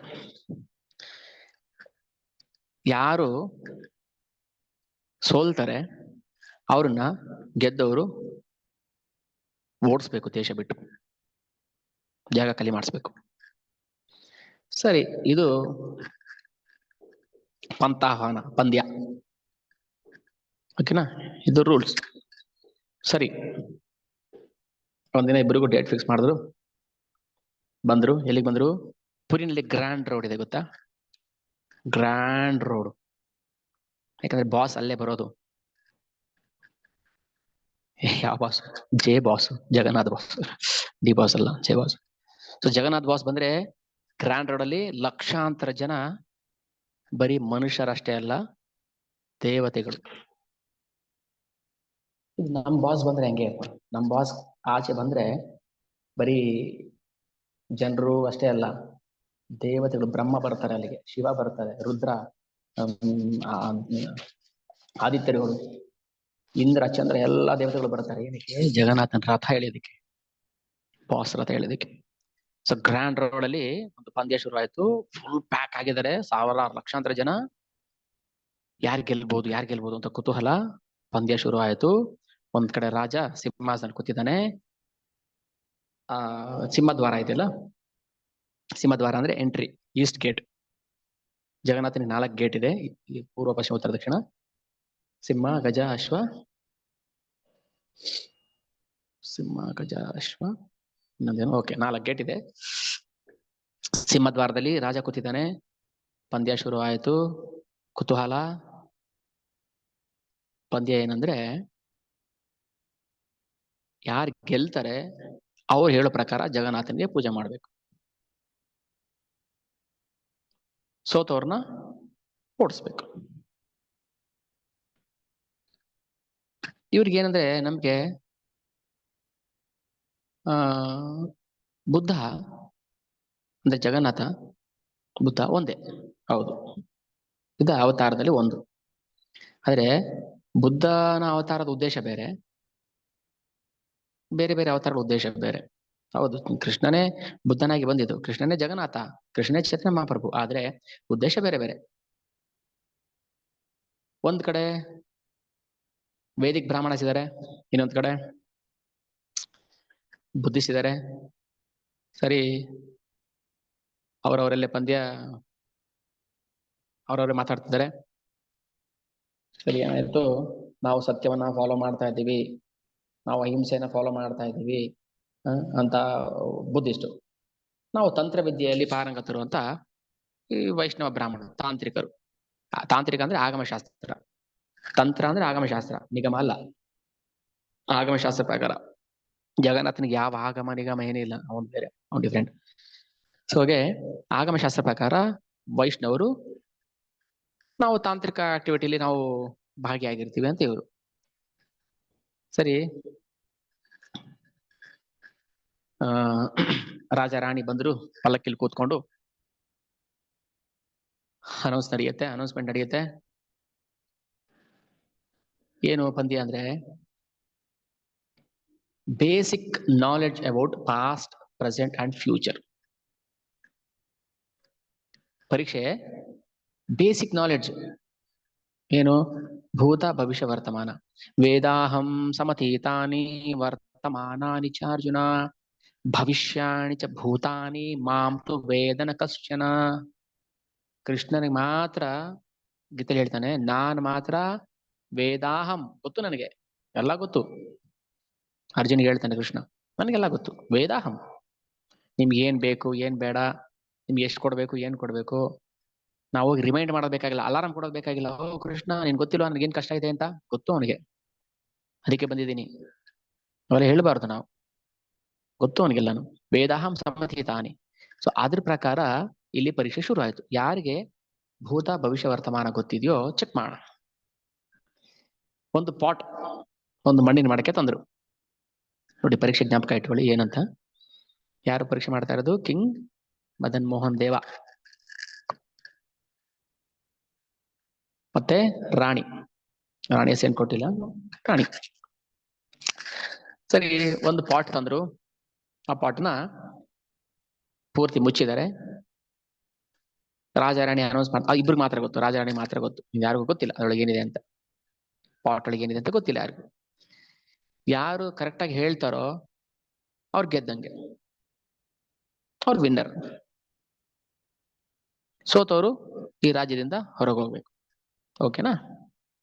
ಸರಿ, ರಾಜ ಏನ್ ಮಾಡ್ತಾನೆ, ಫಸ್ಟ್ ಅವ್ನು ವೈಷ್ಣವ ಫಾಲೋವರ್ ಅಲ್ವಾ, ರಾಜ ಹೇಳಿದಂಗೆ ಕೇಳಬೇಕು. ಆಯ್ತು, ಬುದ್ಧಿಸ್ಟ್ ನೀವು ಹೇಳಿ ಆನ್ಸರ್. ಬುದ್ಧಿಸ್ಟ್ಗೆ ನಗು ಬಂತು. ಏನಯ್ಯ ಇದು, ಇಷ್ಟು ಸಿಂಪಲ್ ಪ್ರಶ್ನೆ ಕೇಳೋದು, ಅದ್ರೊಳಗೆ ಏನಿದೆ ಅಂತ ಗೊತ್ತು ನಮ್ಗೆ ಅಂತಾರೆ. ಏನಿದೆ ಅದ್ರೊಳಗೆ? ಒಂದು ಹಾವಿದೆ. ಆ ಪಾಟ್ ಒಳಗೆ ಒಂದು ಹಾವಿತ್ತು. ಒಂದ್ ವೇಳೆ ಅದೇನಾದ್ರೂ ಹಾವಿಲ್ಲ ಅಂತೇಳಿ ನಮ್ಮ ಮಾತು ಸುಳ್ಳಾದ್ರೆ ನಾವು ಈ ದೇಶ ಬಿಟ್ಟು ಹೋಗ್ತೀವಿ. ಒಂದ್ ವೇಳೆ ಸತ್ಯ ಆಗಿದ್ರೆ ವೈಷ್ಣವರು ಈ ದೇಶ ಬಿಟ್ಟು ಹೋಗ್ಬೇಕು. ಓಕೆನಾ? ರಾಣಿ ಖುಷಿ ಆಯ್ತು. ಯಾಕೆ? ಅದ್ರಲ್ಲಿ ಹಾವಿರೋದು ಗೊತ್ತು ರಾಣಿಗೆ, ರಾಜ ರಾಣಿಗೆ ಗೊತ್ತು ಆ ಪಾಟ್ ಒಳಗೆ ಹಾವಿದೆ ಅಂತ. ಓ, ಬುದ್ಧಿಸ್ಟ್ ಹೇಳ್ಬಿಟ್ರು, ಬುದ್ಧಿಸ್ಟ್ ಗೆದ್ಬಿಟ್ರು ಅಂತ ಖುಷಿ ಆಯ್ತು. ಸರಿ, ಇಲ್ಲಿ ಬ್ರಾಹ್ಮಣರು ಅವರು ಅದೇ ಆನ್ಸರ್ ಹೇಳ್ಬೇಕಲ್ವಾ, ಹಾವಿದೆ ಅಂತ. ಇಬ್ರು ಸೇಮ್ ಆನ್ಸರ್ ಆದ್ರೆ ಏನಾಗುತ್ತೆ? ಅವ್ರು ಗೆದ್ದಂಗೆ. ಅವ್ರು ಫಸ್ಟ್ ಯಾರು ಹೇಳಿದ್ರು ಅವ್ರು ಗೆದ್ದಂಗೆ. ಸರಿ, ರಾಜ ಕೇಳ್ತಾನೆ ಬ್ರಾಹ್ಮಣರನ್ನ, ಏನ್ರಪ್ಪ ನೀವೇನ್ ಹೇಳ್ತೀರಿ? ಇವ್ರು ಯೋಚನೆ ಮಾಡ್ಕೊಂಡ್ರು. ನೋಡ್ರಿ ಬ್ರಾಹ್ಮಣರು, ಈಗ ಅದ್ರಲ್ಲಿ ಹಾವಿದೆ ಅಂದ್ರೆ ಅವ್ರು ಹೇಳ್ದಂಗೆ ನಾವು ಒಪ್ಕೋಬೇಕಾಗತ್ತೆ, ಏನ್ ಮಾಡೋಣ? ಸರಿ, ಅವರು ಯೋಚನೆ ಮಾಡಿದ್ರು, ಅಲ್ಲಿ ಏನೋ ಹಾವಿದೆ, ನಾವು ಹಾವು ಅಂತ ಹೇಳ್ಬಾರ್ದು, ಕ್ರೆಡಿಟ್ ಅವ್ರಿಗೆ ಹೋಗುತ್ತೆ. ಒಂದು ಸ್ಪೆಷಾಲಿಟಿ ಮಾಡ್ಬೇಕು, ನಾವು ಸ್ಪೆಷಲ್ ಆಗಿ ತೋರಿಸ್ಬೇಕು. ನಾವು ತಂತ್ರವಿದ್ಯೆಯಲ್ಲಿ ಚತುರರು, ಹೇಳ್ತಾರಲ್ಲ, ಷಟ್ಕರ್ಮ ನಿಪುಣೋ ವಿಪ್ರ ಮಂತ್ರ ತಂತ್ರ ವಿಶಾರದ. ಪದ್ಮಪುರಾಣ ಬರುತ್ತೆ. ಷಟ್ಕರ್ಮ ನಿಪುಣೋ ವಿಪ್ರ ಅಂದ್ರೆ ಬ್ರಾಹ್ಮಣ. ಷಟ್ಕರ್ಮ 6 ಕರ್ಮಗಳಲ್ಲಿ ಅವನು ಬ್ರಾಹ್ಮಣ ನಿಪುಣ. ಮಂತ್ರ ತಂತ್ರ ವಿಶಾರದ, ಮಂತ್ರ ತಂತ್ರಗಳು ವಿಶಾರದರು. ಸರಿ, ನಾವ್ ಹೆಂಗು ತಂತ್ರವಿದ್ಯೆ ಕಲ್ತಿದೀವಲ್ವಾ, ಒಂದು ಪವರ್ಫುಲ್ ತಂತ್ರ ಯೂಸ್ ಮಾಡಿ, ಅದ್ಯಾವುದು, ಅದಕ್ಕೆ ಒಂದು ವಿದ್ಯೆ ಹೇಳ್ತಾರೆ, ಅದಕ್ಕೆ ಕಾಲಾಂತಕ ವಿದ್ಯೆ ಅಂತ ಹೇಳ್ತಾರೆ. ಈ ಕಾಲಾಂತಕ ವಿದ್ಯೆನ ಯೂಸ್ ಮಾಡಿ ಒಳಗಡೆ ಇರೋ ಹಾವನ್ನ ಸುಟ್ಟು ಬಿಡ್ತಾರೆ, ಗೊತ್ತಿಲ್ದಂಗೆ. ಗಮನ ಇಟ್ಟು ಕೇಳಿಸ್ಕೊಳ್ಳಿ. ಒಳಗಿರೋ ಹಾವನ್ನ ಸುಟ್ಟು ಬಿಡ್ತಾರೆ ಈ ಬ್ರಾಹ್ಮಣರು, ಮಂತ್ರ ತಂತ್ರ ವಿದ್ಯೆ ಕಲ್ತು. ಸರಿ, ಈಗ ಒಳಗಡೆ ಹಾವು ಇಲ್ಲ, ಸುಟ್ಟೋಗಿದೆ ಬೂದಿ.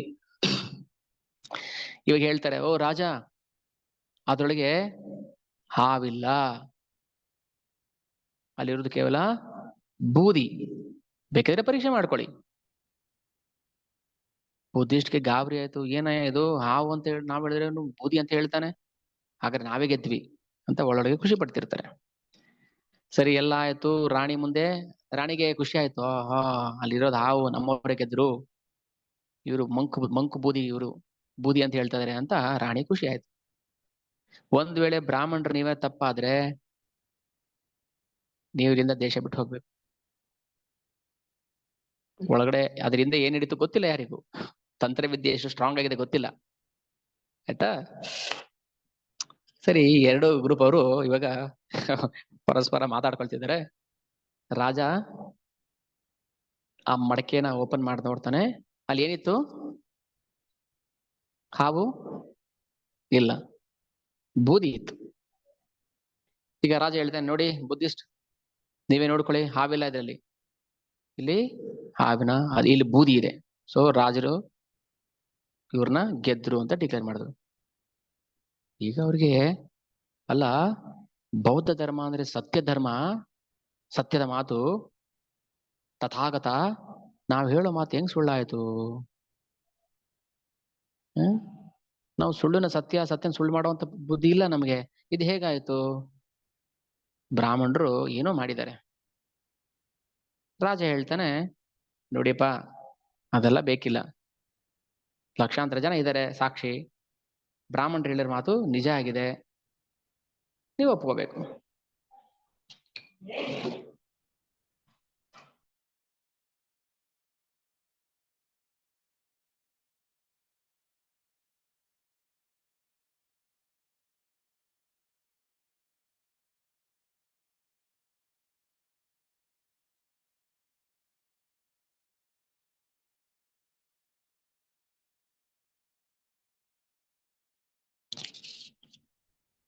ಹರೇ ಕೃಷ್ಣ, ಮ್ಯೂಟ್ ಮಾಡಿದ್ದೆ.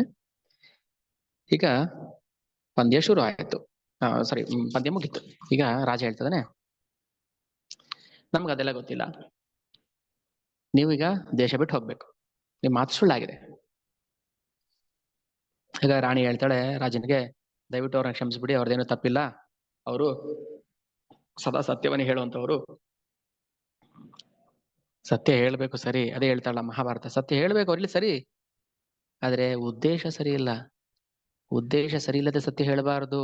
ಇನ್ನೊಬ್ಬರ ಮನೆ ನಾಶ ಮಾಡ್ಬೇಕು ಅಂತ ಸತ್ಯ ಹೇಳಬಾರ್ದು. ನೋಡ್ರಿ ಮೊನ್ನೆ ಏನಾಯ್ತು ಗೊತ್ತಾ? ಸತ್ಯನೇ ಅದು.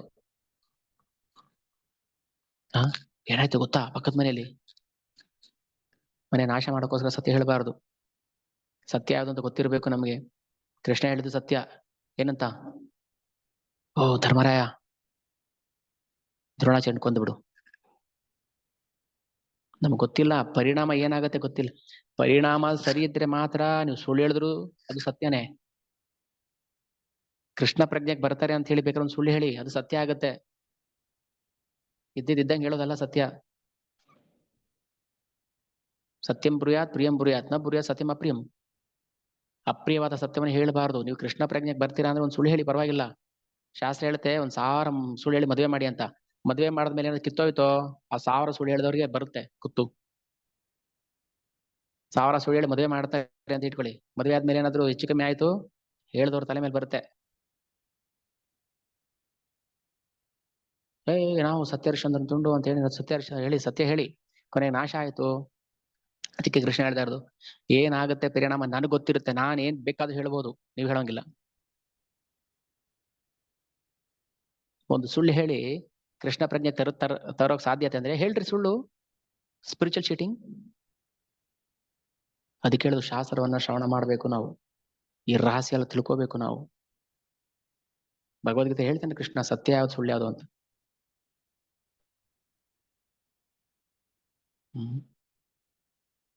ಯಾವ್ದು ಸತ್ಯ ಯಾವ್ದು ಸುಳ್ಳು? ಸತ್ಯಂ ವಚನಂ ಶ್ರೇಯ, ಸತ್ಯ ಜ್ಞಾನ ದುಷ್ಕರಂ. ಸತ್ಯ ಹೇಳ್ಬೇಕು. ಯಾವ್ದು ಸತ್ಯ ಹೇಳಿ ನೋಡ, ಯಾವ್ದು ಸತ್ಯ? ಯಾವ್ದು ಸತ್ಯ ಹೇಳಿ ನೋಡೋಣ. ನಾವು ಸತ್ಯವನ್ನೇ ಹೇಳುತ್ತೇವೆ, ಸತ್ಯವನ್ನಲ್ಲದೆ ಇನ್ನೇನು ಹೇಳೋದಿಲ್ಲ ಅಂತ ಹೇಳ್ಬಿಟ್ಟು ಸುಳ್ಳು ಹೇಳ್ತೀವಿ ನಾವು.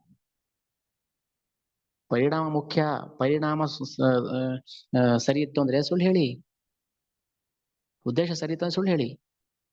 ಒಬ್ಬ ಪೇಷಂಟ್ ಹೋಗ್ತಾನೆ ಹಾಸ್ಪಿಟಲ್ಗೆ, ಹಾರ್ಟ್ ಪೇಷಂಟು. ಎಲ್ಲ ಪರೀಕ್ಷೆ ಮಾಡ್ತಾರೆ, ಹಾರ್ಟ್ ಇನ್ನೇನು ಒಂದು ವಾರನೋ 1-2 ದಿನ ಬದುಕ್ತಾನೆ ಅವನು. ಒಂದು ಚೆಕ್ ಮಾಡಿ, ನೋಡಿ ರಿಪೋರ್ಟ್ ಬಂದಿದೆ, ನೀವು ಇನ್ನು 2 ದಿನ ಬದುಕ್ತೀರಾ, ಅಷ್ಟೇ ಸತ್ತೋಗ್ತೀರಾ ಅಂತ ಹೇಳ್ತಾನೆ. ಸತ್ಯ. ಹೌದಾ? 2 ದಿನ ಬದುಕಲ್ಲ ಅವನು, 2 ನಿಮಿಷಕ್ಕೆ ಸತ್ತೋಗ್ತಾನೆ. ಸತ್ಯ ಹೇಳಿ ಪಾಪ ಕಟ್ಕೋಬಾರ್ದು, ಸುಳ್ಳು ಹೇಳಬೇಕು ನಾವು ಅವಾಗ. ಏನಾಗಲ್ಲ ರೀ, ಏನಾಗಲ್ಲ, ನಿಮ್ ಹಾರ್ಟ್ ಸ್ಮಾಲ್ ಹೋಲ್ ಇದೆ ಅಷ್ಟೇನೆ, ಸ್ಮಾಲ್ ಆಪರೇಷನ್ ಆಗ್ಬಿಟ್ರೆ ಬದುಕ್ತೀನಿ, 10 ವರ್ಷ ಬದುಕ್ತೀರಾ ಅಂತ ಹೇಳ್ತಾನೆ. ಗೊತ್ತು ಅವನಿಗೆ 2 ದಿನ ಬದುಕ್ತಾನೆ ಅಂತ, ಆದ್ರೆ ಹೇಳುದು 10 ವರ್ಷ ಬದುಕ್ತೀರಾ ಅಂತ ಹೇಳ್ತಾನೆ. ಅವನು 2 ದಿನ ಅಲ್ಲ, 2 ತಿಂಗಳು ಬದುಕ್ಬಿಡ್ತಾನೆ. ಚೆನ್ನಾಗಿ ಇದನ್ನ ಮನಸ್ಸಲ್ಲಿ ನೆನಪಲ್ಲಿ ಇಟ್ಕೊಳ್ಳಿ, ಸ್ಮರಣೆ ಇಟ್ಕೊಳ್ಳಿ. ನಾವು ಸತ್ಯಹರಿಶ್ಚಂದ್ರ ಕತೆ ಗೊತ್ತಿದೆ ಏನಂತ? ನಾವ್ ಹೇಳ್ತೀವಿ ಸತ್ಯ ಹರಿಶ್ಚಂದ್ರ ಅಂತ. ವರುಣನಿಗೆ ಮಾತು ಕೊಡ್ತಾನೆ, ಮಕ್ಳಿರಲಿಲ್ಲ ಅವನಿಗೆ, ಲೋಹಿತಾಶ್ವ ಹುಟ್ಟಿಲ್ಲ ಇನ್ನು ಅವನಿಗೆ. ವರುಣನ ಹತ್ರ ಪ್ರಾರ್ಥನೆ ಮಾಡ್ತಾನೆ, ಓ ನನಗೊಂದು ಮಗು ಆದ್ರೆ. ಗೊತ್ತಾ ಇದು ಕತೆ? ಯಾರಿಗಾದ್ರೂ ಗೊತ್ತಿರ ಹೇಳ್ತೀರಾ? ಕಂಟಿನ್ಯೂ ಮಾಡ್ತೀರಾ? ಸತ್ಯ ಹರಿಶ್ಚಂದ್ರನ್ ಕತೆ. ಪಿಕ್ಚರ್ ಕತೆ ಹೇಳ್ಬಾರ್ದು, ಪಿಕ್ಚರ್ ಕತೆ ಬಿಡಿ, ಅದು ಬೇಕು.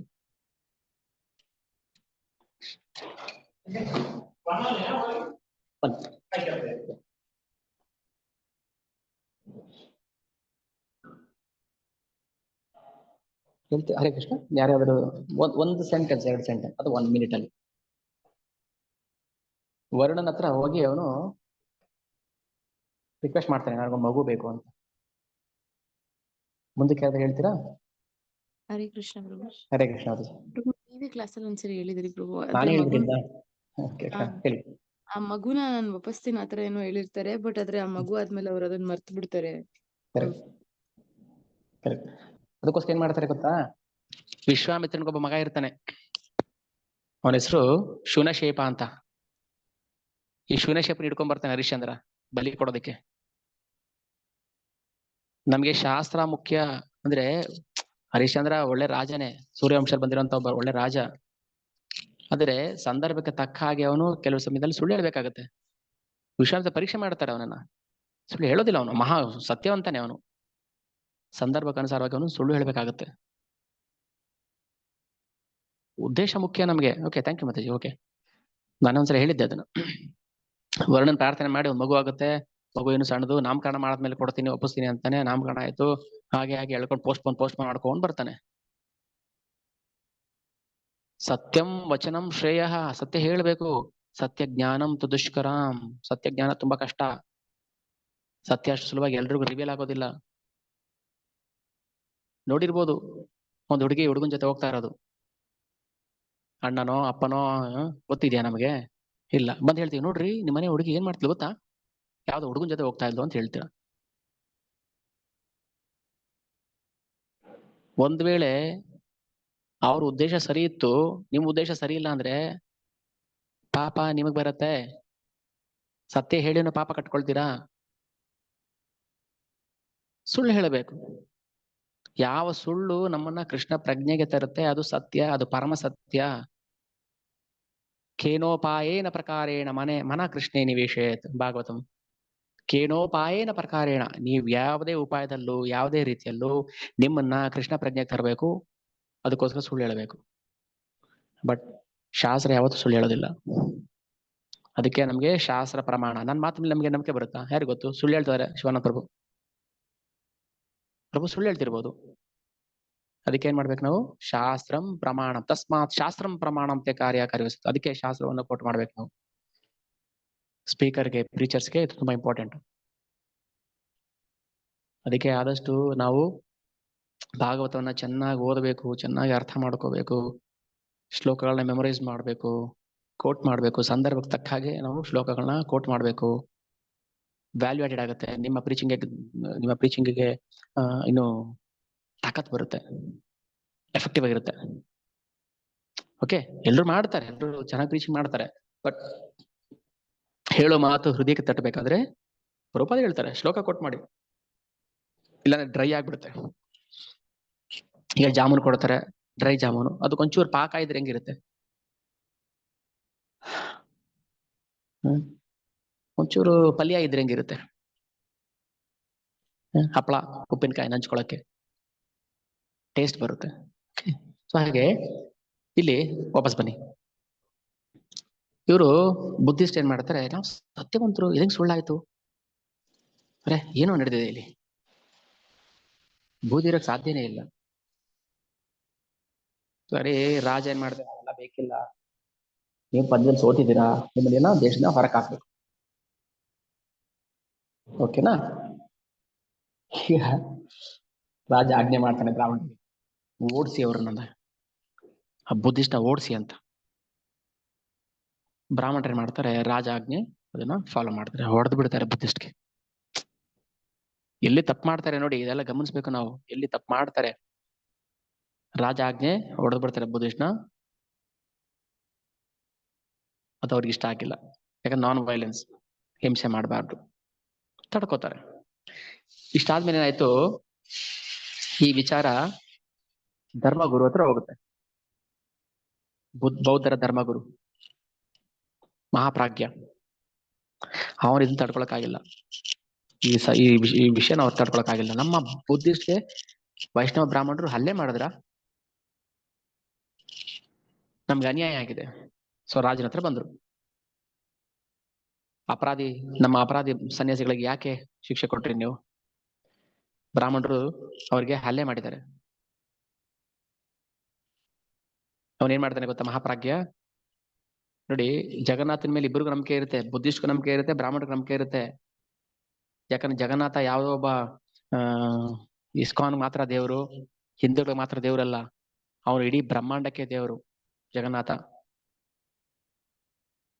ಒಬ್ಬ ಶೂದ್ರನು ಪೂಜೆ ಮಾಡ್ಬೇಕು, ಬ್ರಾಹ್ಮಣನು ಪೂಜೆ ಮಾಡ್ಬೇಕು, ಮುಸ್ಲಿಂ, ಕ್ರಿಶ್ಚಿಯನ್, ಬುದ್ಧಿಸ್ಟ್ ಎಲ್ಲರೂ ಜಗನ್ನಾಥನೇ ಪೂಜೆ ಮಾಡ್ಬೇಕು. ಸರಿ, ಏನ್ ಮಾಡ್ತಾರೆ, ಯಾಕೆ ಪನಿಷ್ಮೆಂಟ್ ಮಾಡಿದ್ದು? ಹೇಳ್ತಾನೆ, ಒಂದ್ ವೇಳೆ ಜಗನ್ನಾಥ ಇರೋದೇ ಸತ್ಯ ಆಗಿದ್ರೆ, ಜಗನ್ನಾಥನ ನಂಬಿಕೆ ನೋಡಿ, ಬುದ್ಧಿಸ್ಟು ಕೂಡ ಕಾಪಾಡ್ತಾನೆ ಜಗನ್ನಾಥ. ಯಾರು ಅವನಿಗೆ ಕಿಂಚಿತ್ ಶರಣಾಗತಿ ಆಗ್ತಾರೋ, ಅವನ ಮೇಲೆ ನಂಬಿಕೆ ಇಟ್ಟಿರ್ತಾರೋ, ಅವ್ರನ್ನ ಖಂಡಿತವಾಗ್ಲೂ ಕಾಪಾಡ್ತಾನೆ. ಇವನೇನ್ ಮಾಡ್ತಾನೆ ಮಹಾಪ್ರಾಜ್ಞ, ಅಂದ್ರೆ ಅವರು ಬೌದ್ಧರ ಧರ್ಮಗುರು, ನೀವು ನಮ್ಮವ್ರಿಗೆ ಅನ್ಯಾಯ ಮಾಡಿದ್ದೀರಾ, ನೀವು ಅನ್ಯಾಯ ಮಾಡಿದ್ದೇ ಆಗಿದ್ರೆ ರಾಜನಿಗೆ ಒಂದು ಕೆಟ್ಟ ಕಾಯಿಲೆ ಬರಲಿ ಅಂತ ಶಾಪ ಕೊಟ್ಬಿಡ್ತಾನೆ ಮಹಾಪ್ರಾಜ್ಞ. ಬ್ರಾಹ್ಮಣರಿಗೆ ಭಯ ಆಯ್ತು, ಅವರೇ ಏನಪ್ಪಾ ಇದು, ಜಗನ್ನಾಥನ ಮುಂದೆ ಶಾಪ ಕೊಟ್ಬಿಟ್ನಲ್ಲ ಇವನು. ಸರಿ, ಸ್ವಲ್ಪ ದಿನ ಆದ್ಮೇಲೆ ಏನಾಯ್ತು, ರಾಜನಿಗೆ ಅವ್ರು ಹೇಳಿರೋ ಪ್ರಕಾರ ಕಾಯಿಲೆ ಶುರು ಆಗ್ತಾ ಬರ್ತಾ ಇದೆ. ಎಂತೆಂತ ಡಾಕ್ಟರ್ಗಳಿಗೆಲ್ಲ ತೋರಿಸಿದ್ರು, ಮಹಾ ಪಂಡಿತರಿಗೆಲ್ಲ ತೋರಿಸಿದ್ರು, ಕಾಯಿಲೆ ವಾಸಿ ಆಗ್ತಾ ಇಲ್ಲ, ಜಾಸ್ತಿ ಆಗ್ತದೆ ದಿನೇ. ಎಷ್ಟರ ಮಟ್ಟಿಗೆ ಅಂದ್ರೆ ರಾಜನಿಗೆ ಊಟ ಮಾಡಕ್ ಆಗ್ತಾ ಇಲ್ಲ, ಅಷ್ಟರ ಮಟ್ಟಿಗೆ ಅವನ ಕಾಯಿಲೆ ಜಾಸ್ತಿ ಆಗೋಯ್ತು, ತಡ್ಕೊಳಕ್ ಆಗ್ತಾ ಇಲ್ಲ. ಮಹಾಪ್ರಾಜ್ಞ ಹೇಳಿದ್ದವ್ರಿಗೆ ಜ್ಞಾಪಕ ಬಂತು, ಎಂತ ಕೆಲಸ ಮಾಡಿದೆ ನಾನು, ಬ್ರಾಹ್ಮಣರಿಗೆ ಬುದ್ಧಿಸ್ಟ್ಗೆ ನಾನು ಈ ತರ ಅನ್ಯಾಯ ಮಾಡಬಾರ್ದಾಗಿತ್ತು. ಜಗನ್ನಾಥ ಎಲ್ರಿಗೂ ಸಮಾನ, ಜಗನ್ನಾಥನ್ ಎಲ್ರು ಸಮಾನ, ನೀವ್ ಯಾಕೆ ಅವ್ರನ್ನ ಓಡಿಸ್ಬೇಕಾಗಿತ್ತು?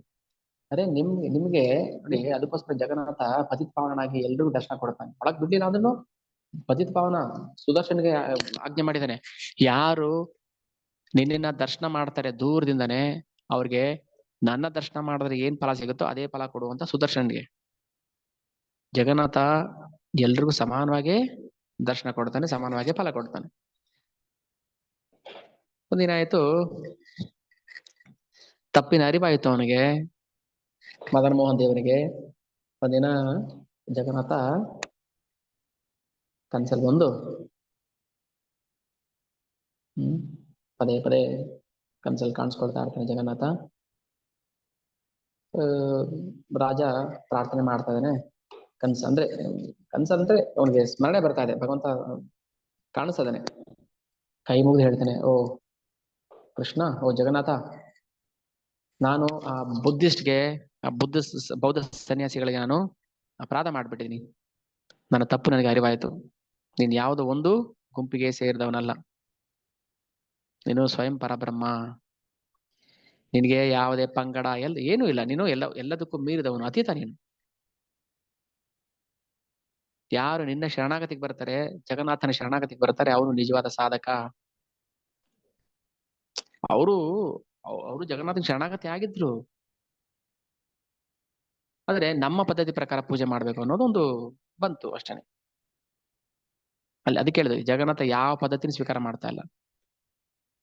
ಬ್ರಾಹ್ಮಣರು, ವೈಷ್ಣವರು, ಇವರು ಬೌದ್ಧಿಸ್ಟು ಏನೂ ಇಲ್ಲ. ಅವ್ನಿಗೆ ಯಾವ ಹೆಂಗ್ ಇಷ್ಟ ಬೇಕೋ ಹಂಗ್ ಮಾಡಿಸ್ಕೊಳ್ತಾನೆ. ನಾನೇನ್ ಮಾಡ್ದೆ, ಅದು ರಾಜ ಹೇಳ್ತಾನೆ ಭಗವಂತನಿಗೆ, ನಾನೇನ್ ಮಾಡ್ದೆ, ಜಗನ್ನಾಥನ ಕೇವಲ ವೈಷ್ಣವರ ದೇವರು ಅಂತ ಎಸ್ಟಾಬ್ಲಿಷ್ ಮಾಡಕ್ಕೆ ಪ್ರಯತ್ನ ಪಟ್ಟೆ. ಜಗನ್ನಾಥ ಕೇವಲ ವೈಷ್ಣವರಿಗಲ್ಲ, ಬ್ರಾಹ್ಮಣರು ಪೂಜೆ ಮಾಡ್ಬೇಕು, ವೈಷ್ಣವರು ಪೂಜೆ ಮಾಡ್ಬೇಕು, ಶೂದ್ರರು ಪೂಜೆ ಮಾಡ್ಬೇಕು, ಕ್ರಿಶ್ಚಿಯನ್ಸ್, ಮುಸ್ಲಿಂ ಎಲ್ಲರೂ ಪೂಜೆ ಮಾಡ್ಬೇಕು. ನೀವೆಲ್ಲರೂ ಇದನ್ನ ತೋರಿಸ್ಬೇಕು ಜಗತ್ತಿಗೆ. ಈ ರಹಸ್ಯ, ಭಗವಂತನ ಈ ರಹಸ್ಯ ಲೀಲೆ ನಮ್ಗೆ ಅರ್ಥ ಆಗಿಲ್ಲ ಅಂದ್ರೆ, ಜಗನ್ನಾಥಪುರಿ ನಾವು ಹೋಗಲ್ಲ ರೀ, ಅದ್ ನಮ್ ದೇವ್ರಲ್ಲ, ಅದು ನಮ್ಗ ಅವ್ರಿಗೆ ಆಗ್ಬರಲ್ಲ, ನಮ್ ದೇವ್ರಿಗೆ ಆ ದೇವ್ರಿಗೆ ಆಗ್ಬರಲ್ಲ ಅಂತಾರಲ್ಲ. ಯಾರೊಬ್ರು ಮದುವೆಗೆ ಜಾತಕ ನೋಡ್ತಾ ಇದ್ರು, ಎಲ್ಲಾ ಸರಿ ಹೋಯ್ತು, ಗಣ ಕೂಟ ಎಲ್ಲಾ ಕೂಟ ಸರಿ ಹೋಯ್ತು. ಕೊನೆಗೆ ಮದ್ವೆ ಕ್ಯಾನ್ಸಲ್ ಆಯ್ತು. ಯಾಕಂದ್ರೆ ನಮ್ ದೇವ್ರಿಗೆ ಆ ದೇವ್ರಿಗೆ ಆಗ್ಬರಲ್ಲ. ನಮ್ಮ ಮನೆ ದೇವ್ರು ಯಾವ್ದೋ ಇದು, ಅವ್ರ ಮನೆ ದೇವ್ರು ಯಾವ್ದೋ ಫೈಟಿಂಗ್ ಮಾಡ್ಬಿಡ್ತಾರೆ ಇಬ್ರು ದೇವ್ರುಗಳು ಸೇರ್ಕೊಂಡು. ಅದಕ್ಕೆ ನಮ್ ದೇವ್ರಿಗೆ ಆ ದೇವ್ರಿಗೆ ಆಗ್ಬರಲ್ಲ ಅಂತ. ಅದೇ ನಮ್ ದೇವ್ರ ಹಂಗಲ್ಲ, ಗಾಡ್ ಆಫ್ ಎವ್ರಿ ಒನ್, ಅವನು ಯೂನಿವರ್ಸಲ್ ಗಾಡ್, ಕೃಷ್ಣ ಜಗನ್ನಾಥ.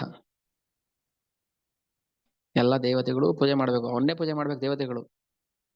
ಬೆಳಗ್ಗೆ ಜಗನ್ನಾಥನ ಪೂಜೆ ಮಾಡ್ಕೊಂಡು ಆ ಕಡೆ ಇನ್ನೆಲ್ಲ ಹೋಗಿ ಇನ್ನೊಂದು ಪೂಜೆ, ಮತ್ತೆ ರಾತ್ರಿ ಒಂದು ಪೂಜೆ, ಬೆಳಗ್ಗೆ ಒಂದು ಪೂಜೆ, ರಾತ್ರಿ ಒಂದು ಪೂಜೆ, ಹಂಗಲ್ಲ. ಎಷ್ಟೋ ಜನ ಮಾಡ್ತಾರೆ. ಎಲ್ಲೋಗಿದ್ರಿ ನಾವು, ಆ ದೇವಸ್ಥಾನಕ್ಕೆ ಹೋಗಿದ್ವಿ, ಅಲ್ಲಿಂದ ಬರೋ ದಾರಿಲಿ ಇಲ್ಲಿ ಹೋಗ್ಬಿಟ್ಟು ಬಂದ್ವಿ, ಇನ್ನು ಟೈಮ್ ಇತ್ತಲ್ಲ ಅಂತ ಆ ದೇವಸ್ಥಾನ ಹೋಗ್ಬಿಟ್ಟು ಬಂದ್ವಿ, ಅಲ್ಲೊಂದು ಕೈ ಮುಗಿದು ಬಂದ್ವಿ. ಮನೆ ಬರೋ ಟೈಮಲ್ಲಿ ಮನೆ ಹತ್ರ ಒಂದು ದೇವಸ್ಥಾನ ಇತ್ತು, ಅಲ್ಲಿ ಹೋಗ್ಬಿಟ್ಟು ಬಂದ್ವಿ.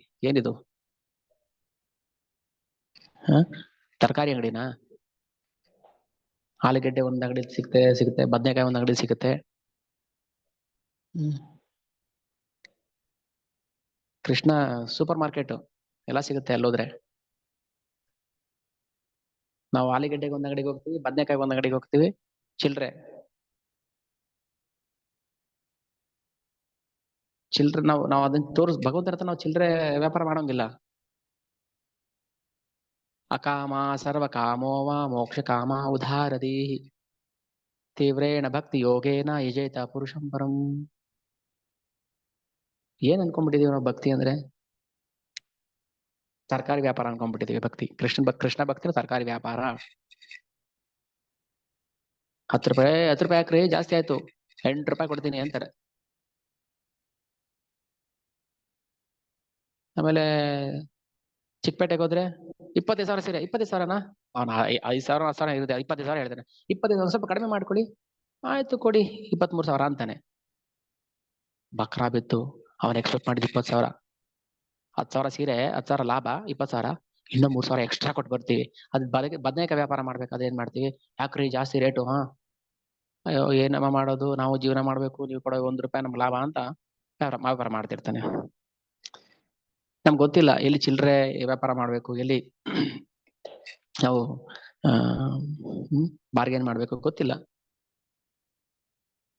ನೀವು ನೋಡಿದ್ರ ರೇಷ್ಮೆ ಸೀರೆ ಎಷ್ಟು ಬೆಲೆ ಬರುತ್ತೆ ಅಂತ?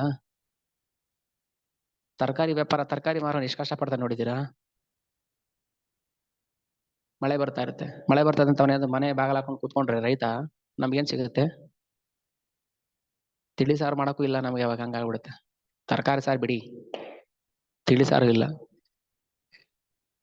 ಎಷ್ಟು ಕಷ್ಟ ಪಡ್ತಾರೆ, ಯಾರಿಗೋಸ್ಕರ ಪಡ್ತಾರೆ ಕಷ್ಟ? ನಿಮ್ಗೆ ಗೊತ್ತಿಲ್ಲ ಎಷ್ಟು ಬಿಹೈಂಡ್ ದಿ ಸೀನ್ ಎಷ್ಟು ಕಷ್ಟ ಪಡ್ತಾರೆ ಇಲ್ಲಿ ಇಸ್ಕಾನ್ ಅಲ್ಲಿ ಅಂತ. IIT ಓದಿರೋ ಹುಡುಗರು ಇದಾರೆ, ನಮ್ಮ IIT ಟಾಟಾ ಇನ್ಸ್ಟಿಟ್ಯೂಟ್ ಅಲ್ಲಿ ಓದಿರೋ ಹುಡುಗರು, MTech ಮಾಡಿರೋ ಹುಡುಗರು ಇದಾರೆ, ಡಿವೋಟಿಸ್, ಬ್ರಹ್ಮಚಾರಿ ಡಿವೋಟಿಸ್, ಅನ್ನ ರಸಂ ತಿನ್ಕೊಂಡು ಪ್ರಚಾರ ಮಾಡ್ತಾರೆ. ಗೊತ್ತಾ ನಿಮಗೆ? ಮನಸ್ಸು ಮಾಡಿದ್ರೆ 2 ಲಕ್ಷ 3 ಲಕ್ಷ ಸಂಬಳ ತಗೋಬಹುದು ಅವರು. ವೃಷ್ಟಾನ ತಿನ್ಬಹುದು. ಒಂದು ವೈಟ್ ಧೋತಿ ಕುರ್ತಾ ಹಾಕೊಂಡು ಮನೆಗೆ ಪ್ರಚಾರ ಮಾಡಕ್ ಹೋಗ್ತಾರೆ. ಎಲ್ಲಿ ಅನ್ನ ಸಾರು, ನಾವು ಅಭಕ್ತರ ಮೇಲೆ ತಿನ್ನಲ್ಲ ಅವರು. ಏನೋ ಒಂದಿಷ್ಟು ಹಣ್ಣು, ಏನೋ ಬಾಳೆಹಣ್ಣು ಏನೋ ತಿನ್ಕೊಂಡು ನೀರ್ ಕುಡ್ಕೊಂಡು ಜೀವನ ಮಾಡ್ಬಿಡ್ತಾರೆ. ಲಾಭಕ್ಕೋಸ್ಕರ ಮಾಡ್ತಾರೆ. ಎಷ್ಟು ಗೊತ್ತಿಲ್ಲ ಅವ್ರಿಗೇನು ಫಂಡ್ ಬರುತ್ತೆ, ಫಾರಿನ್ ಫಂಡ್ ಬರುತ್ತೆ. ಫಾರಿನ್ ಫಂಡ್ ಬರುತ್ತಾ? ಫಾರಿನ್ ಫಂಡ್ ಬರಂಗಿದ್ರೆ ನಾವೇ ಕೆಲಸ ಬಿಡಿ. ವೇಟ್ ಮಾಡ್ಕೊಳ್ಳಿ.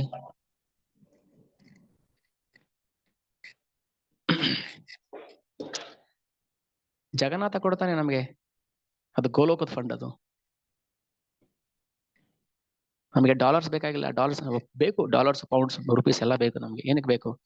ಕೃಷ್ಣ ಪ್ರಜ್ಞೆ ಪ್ರಚಾರ ಮಾಡೋಕ್ಕೋಸ್ಕರ ಬೇಕು, ಸ್ವಂತ ಖರ್ಚಿಗೇನಲ್ಲ. ಅಲ್ಲಿ ಫಾರಿನ್ ಬರೋ ದುಡ್ಡಲ್ಲಿ ನಾವು ಇಸ್ಕಾನ್ ಅಲ್ಲಿ ಎಂಜಾಯ್ ಮಾಡ್ತಿದಾರ? ಬನ್ನಿ, ಒಂದು ಹಬ್ಬ ಆಯ್ತು ಅಂದ್ರೆ 5,000 10,000 ಜನ ಬರ್ತಾರೆ. 10,000ಕ್ಕೆ ಪ್ರಸಾದ ಎಷ್ಟಾಗುತ್ತೆ? ಮಿನಿಮಮ್ 10 ಲಕ್ಷ ಆಗುತ್ತೆ. 100 ರೂಪಾಯಿ ಅಂದ್ರೂ ಒಂದು ಊಟಕ್ಕೆ ಎಲ್ಲಿ ಸಿಗುತ್ತೆ 100 ರೂಪಾಯಿಗೆ? ಅದು ಮೃಷ್ಟಾನ್ನ. ಒಂದು ಅಡಿಗಾಸ್ಗೋ ಎಲ್ಗೋ ಹೋದ್ರೆ 200-300 ರೂಪಾಯಿ ಕೊಡ್ಬೇಕಾಗತ್ತೆ ಒಂದು ಊಟಕ್ಕೆ ಅಲ್ವಾ? ಎಕ್ಸಾಂಪಲ್ ಹೇಳ್ತಿದ್ದೀನಿ ನಾನು. ಒಂದು ಸಣ್ಣದಾಗ ಒಂದು ಹಬ್ಬ ಮಾಡಿದ್ರೆ 20 ಲಕ್ಷ, 30 ಲಕ್ಷ, 50 ಲಕ್ಷ. ಈಗ ಜನ್ಮಾಷ್ಟಮಿ ಬರುತ್ತೆ ಗೊತ್ತಾ? ಎಷ್ಟು ಕೋಟಿ ಖರ್ಚು ಮಾಡ್ತಾರೆ. ಯಾರಿಗೋಸ್ಕರ ಮಾಡ್ತಾರೆ? ಭಗವಂತನಿಗೋಸ್ಕರ ಮಾಡ್ತಾರೆ, ಭಕ್ತರಿಗೋಸ್ಕರ ಮಾಡ್ತಾರೆ. ಫಾರಿನ್ ಫಂಡ್ ತಗೊಂಡು ಬ್ಯಾಂಕಲ್ಲಿ, ನಾವು ಸ್ವಿಸ್ ಬ್ಯಾಂಕಲ್ಲಿ ಇಟ್ಟು ಬಡ್ಡಿದಲ್ಲಿ ಜೀವನ ಮಾಡ್ತಾ ಇಲ್ಲ. ಹೇಳ್ತಾರೆ ತುಂಬಾ ಜನ, ನಿಮ್ಗೇನ್ ಕಮ್ಮಿ ಅಂತ. ಜಗನ್ನಾಥ ಓಡ್ತಾನೆ, ಗೋಲೋಕದಿಂದ ಬರುತ್ತೆ ಫಂಡ್, ಹೇಗೋ ನಡ್ಸ್ಕೊಳ್ತಾನೆ. ಅವನ್ ಕೆಲ್ಸ ಅಲ್ವಾ? ಅವನ್ ಕೆಲ್ಸ ನೋಡಿ. ಅದಕ್ಕೆ ಹೇಳೋದು, ನಿಜವಾಗ್ಲೂ ಭಕ್ತರು ಹೇಗೆ ಜೀವನ ಮಾಡ್ತಾರೆ ಒಂದ್ಸಲ ನೋಡಿ, ಹತ್ತರಿಂದ ಬಂದು ನೋಡಿ. ಭಕ್ತರ ಹಾಕೋ ಹುಂಡಿ ಕಾಸಲ್ಲಿ ಜೀವನ ಮಾಡ್ತಾ ಇಲ್ಲ. ಹೇಳ್ಬೇಕು ಇದನ್ನೆಲ್ಲ, ಸ್ವಲ್ಪ ಗಟ್ಟಿಗೆ ಹೇಳಬೇಕು. ಇಷ್ಟು ಜನ ಗೊತ್ತೇ ಇಲ್ಲ ಏನ್ ಮಾಡ್ತಾರೆ ಇಸ್ಕಾನಲ್ಲಿ ಅಂತ. ಬೇರೆ ಪುರೋಹಿತರ ತರ ಹುಂಡಿಗೆ ಎಷ್ಟು ಬೀಳುತ್ತೆ ಅಂತ ನೋಡ್ತಿರ್ತಾರ? ಒಂದು ನಯಾ ಪೈಸಾ ಮನೆಗೆ ತಗೊಂಡೋಗಿಲ್ಲ ಯಾರನು. ಒಂದು ನಯಾ ಪೈಸಾ ಮನೆಗೆ ತಗೊಂಡೋಗೋದಿಲ್ಲ. ದೂರದಲ್ಲಿ ನಿಂತ್ಕೊಂಡು ಏನೋ ಬೆಟ್ಟ ನುಣ್ಣಗಿದೆ ಅಂತೀವಿ. ಬೆಟ್ಟ ನುಣ್ಣಗಿರಲ್ಲ, ಅಲ್ಲಿ ಒಳಗೋದ್ರೆ ಗೊತ್ತಾಗುತ್ತೆ, ಹತ್ರ ಹೋದ್ರೆ ಗೊತ್ತಾಗುತ್ತೆ. ನಿಜವಾದ ಭಕ್ತಿ ಅಂದ್ರೆ ಏನು? ಕೃಷ್ಣ ಹತ್ರ ನಾವು ಬಾರ್ಗೇನ್ ಮಾಡಬಾರ್ದು. ಈಗ ಅವನಿಗೆ ರಿಯಲೈಸ್ ಆಯ್ತು, ಮದನ ಮೋಹನ್ಗೆ ಕಾಯಿಲೆ ಬಂತು, ಪ್ರಾರ್ಥನೆ ಮಾಡ್ತಾನೆ, ಓ ಕೃಷ್ಣ, ಜಗನ್ನಾಥ, ದಯವಿಟ್ಟು ನಮಗೆ ಕ್ಷಮಿಸ್ಬಿಡು. ನಾನು ಆ ಬೌದ್ಧ ಧರ್ಮದವ್ರಿಗೆ ಅನ್ಯಾಯ ಮಾಡ್ಬಿಟ್ಟೆ, ಅವ್ರಿಗೆ ಅಪರಾಧ ಮಾಡ್ಬಿಟ್ಟೆ ನಾನು.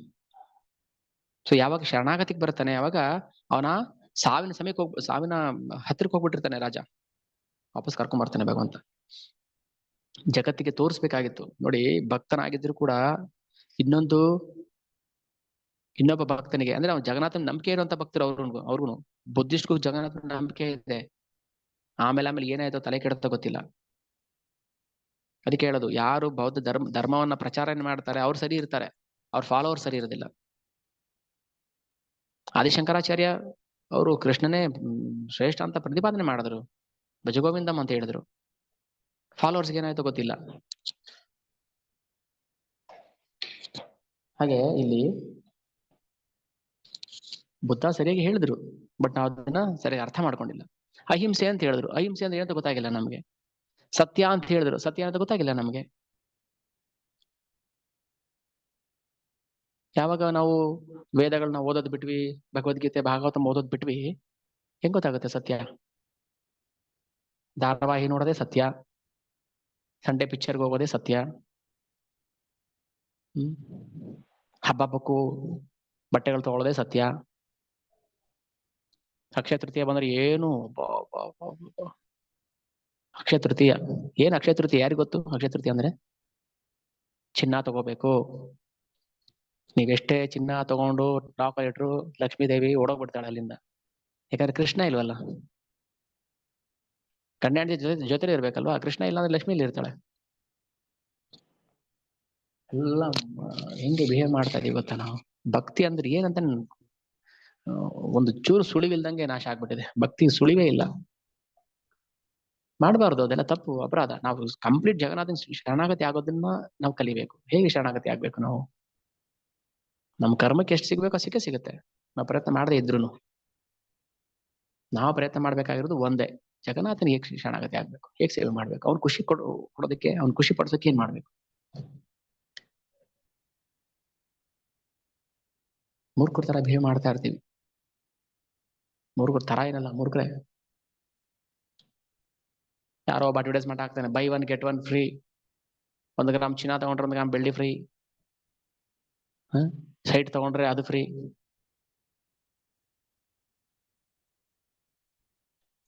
ಸೈಟ್ ತಗೊಂಡ್ರೆ ಮರ ಫ್ರೀ, ಆ ಸೈಟಲ್ಲಿ ಎಷ್ಟು ಮರ ಇರುತ್ತೆ ಅವ್ನು ಫ್ರೀ.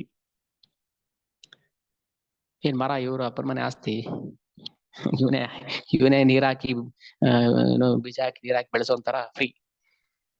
ಬೆಳ್ಳಿ ಫ್ರೀ. ಎಲ್ಲಿಂದ ತಂತು ಬೆಳ್ಳಿ? ಭೂದೇವಿ ಕೊಟ್ಲು, ನೀನ್ ತಗೊಂಬಂದೆ.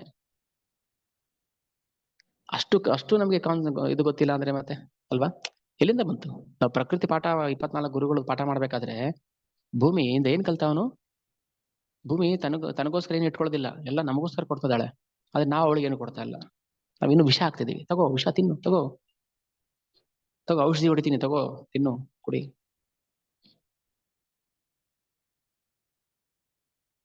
ಅವಳಿಗೋಸ್ಕರ ಎಷ್ಟು ಕಚ್ಚಾಡ್ತಾರಲ್ವಾ ಭೂಮಿಗೋಸ್ಕರ. ನಮ್ಗೇನಾದ್ರೂ ಈ ತರದೊಂದು ಕೊಟ್ಟಾಗ್ಲೇ ಬರೋದು ಬುದ್ಧಿ. ನೋಡಿ, ರಾಜನಿಗೆ ಕೆಟ್ಟ ಕಾಯಿಲೆ ಕೊಟ್ಟ. ಏನ್ ಕಾಯಿಲೆ ಗೊತ್ತಾ? ಏನ್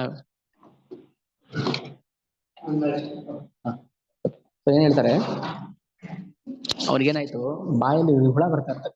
ಅವ್ರಿಗೆಂತ ಕಾಯಿಲೆ ನಾನು ಹೇಳಿಲ್ಲ, ಅದು ಬಾಯಲ್ಲಿ ಹುಳ ಬರ್ತಿರಿ. ಶಾಪ ಹಾಕ್ತಾರೆ, ಬಾಯಿ ಹುಳ ಬೇಡ ಅಂತ. ಇದು ಶಾಪನೇ. ಜಗನ್ನಾಥನ ಲೀಲೆಯಲ್ಲಿ ನಡೀತಾರೆ, ಶಾಪ ಹಾಕ್ತಾರೆ. ಸೊ ಯಾವಾಗ ಒಂದು ಕಂಪನಿ ಶರಣಾಗತಿಗೆ ಬರ್ತಾನೆ, ಅವಾಗ ಅವನಿಗೆ ಕಾಯಿಲೆ ವಾಸಿ ಆಗುತ್ತೆ. ಮಿರಾಕಲ್ ಏನ್ ಬೇಕಾದ್ರೂ ಮಾಡ್ತಾನೆ ಜಗನ್ನಾಥ. ರಾಣಿ ಖುಷಿ ಆಯ್ತು. ಭಗವಂತನ ಕೃಪೆ ಎಷ್ಟು. ಭಕ್ತರ ವಿಚಾರದಲ್ಲಿ ಬಂದಾಗ ರಘುದಾಸನ ಕಥೆಯಲ್ಲಿ ಆಗಿರ್ಬೋದು, ಅವ್ನಿಗೆ ಎಂತ ಕಾಯಿಲೆ ಬಂದ್ಬಿಡ್ತು. ಹಾಸಿಗೆ ಮೇಲೆ ಮಲ್ಬಿಟ್ಟಿರ್ತಾನೆ, ಬೆಡ್ ರಿಡನ್. ಅವಾಗ ಅದ್ರ ಒಂದು ಭಗವಂತ ಮಾಡೇ ಬರ್ತಾ. ಎಷ್ಟೋ ಜನ ನಾವು ನೋಡಿದ್ವಿ, ನಮ್ಮ ಫ್ಯಾಮಿಲಿಯಲ್ಲಿ ಬೆಡ್ ರಿಡನ್ 2 ವರ್ಷ. ನಮ್ಮ ತಾಯಿ ಅಣ್ಣ 1.5 ವರ್ಷ 2 ವರ್ಷ ಬೆಡ್ ರಿಡನ್. ಹೋದವ್ರನ್ನೆಲ್ಲ ನೋಡಿ ಅಳೋದು ಅಂತ ಅಳ್ತಾ ಇದ್ರು. ನಾವು ಹೋಗಿ ಸಮಾಧಾನ ಮಾಡೋದು, ಮಾವ ಏನಾಗಲ್ಲ ಭಗವಂತ ಸ್ಮರಣೆ ಮಾಡು. ಎಲ್ಲಿಂದ ಬರ್ತಾನೆ ಭಗವಂತ ಸ್ಮರಣೆ ಮಾಡಕ್ಕೆ? ಅವಾಗ ಸ್ಮರಣೆ ಭಗವಂತನ ಬರಲ್ಲ. ಅಯ್ಯೋ ಆಸ್ತಿ ಬಿಟ್ಟು ಹೋಗ್ಬೇಕು, ಅಯ್ಯೋ ನನಗೆ ಹಿಂಗ್ ಮಾಡ್ಬಿಟ್ರು, ಅವ್ರ ನಂಗೆ ಮಾಡ್ಬಿಟ್ರು, ದೇವ್ರಿಗೆ ಹಿಂಗ್ ಮಾಡ್ಬಿಟ್ಟ, ನನ್ನ ಕಾಲ್ ಮುರಿದು ಮಲಗಿಸ್ಬಿಟ್ಟಿದ್ದಾನೆ, ಹಿಂಗೆ ಬೈಕೊಳಕ್ ಶುರು ಮಾಡ್ತೀವಿ. ಅದೇ ರಘುದಾಸನಿಗೆ ಭಗವಂತನೇ ಬಂದು ಅವನ ಮಲಮೂತ್ರನ ಕ್ಲೀನ್ ಮಾಡ್ತಾನೆ, ಅವನಿಗೆ ಸ್ನಾನ ಮಾಡಿಸ್ತಾನೆ, ಅವನ ಗಂಧ ಹಚ್ತಾನೆ ಮೈಗೆ.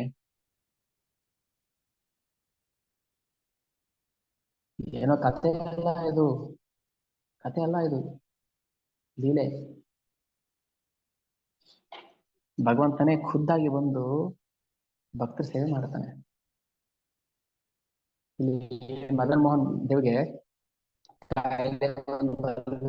ಯಾವಾಗ ಶರಣಾಗತಿ ಆಯ್ತು, ನಾನು ಮಾಡಿ ತಪ್ಪು ಅರಿವಾಯ್ತೋ, ಅವಾಗ ಅವನ ಬಾಯಲ್ಲಿ ಹುಳಗಳು ಬರ್ತಿರುತ್ತೆ. ಅಷ್ಟು ಕೆಟ್ಟ ಕಾಯಿಲೆ, ತಿನ್ನಕ್ಕಾಗಲ್ಲ ಏನು ನಮ್ಗೆ. ಬಟ್ ಭಕ್ತರಿಗೂ ಬರುತ್ತೆ ಆ ತರ ಸಿಚುವೇಶನ್ ಬಂದಾಗ, ಅವನಿಗೆ ಭಗವಂತ ಸ್ಮರಣೆ ಜಾಸ್ತಿ ಆಗುತ್ತೆ. ಕನ್ಸಲ್ಲಿ ಬಂದು ಜಗನ್ನಾಥ ಕನ್ವಿನ್ಸ್ ಮಾಡ್ತಾರೆ.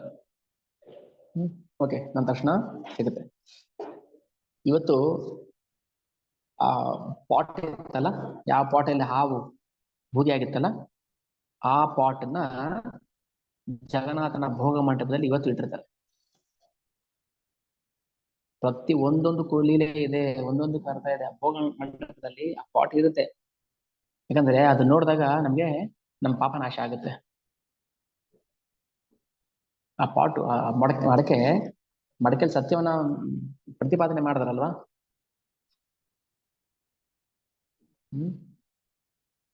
ಇದು ಅರ್ಲಿ ಮಾರ್ನಿಂಗ್ ನಾವು ದರ್ಶನಕ್ಕೆ ಹೋದಾಗ ಆ ಭೋಗ ಮಂಟಪದಲ್ಲಿ ಮಡಕೆ ಇರುತ್ತೆ. ಇವತ್ಗೂ ಇದೇನು ಜಗನ್ನಾಥ ತೋರಿಸ್ಕೊಟ್ಟ ಅಂದ್ರೆ, ಜಗನ್ನಾಥ ಕೇವಲ ಬ್ರಾಹ್ಮಣ, ವೈಷ್ಣವ ಅಥವಾ ಬುದ್ಧಿಸ್ಟ್ ಮಾತ್ರ ಅಲ್ಲ. ಜಗನ್ನಾಥನನ್ನ ನನಗೆಲ್ಲರೂ ಪೂಜೆ ಮಾಡ್ಬೇಕು ಅಂತ ತೋರ್ಸೋಕ್ಕೋಸ್ಕರ ಇದು ಲೀಲೆ ಮಾಡೋದು.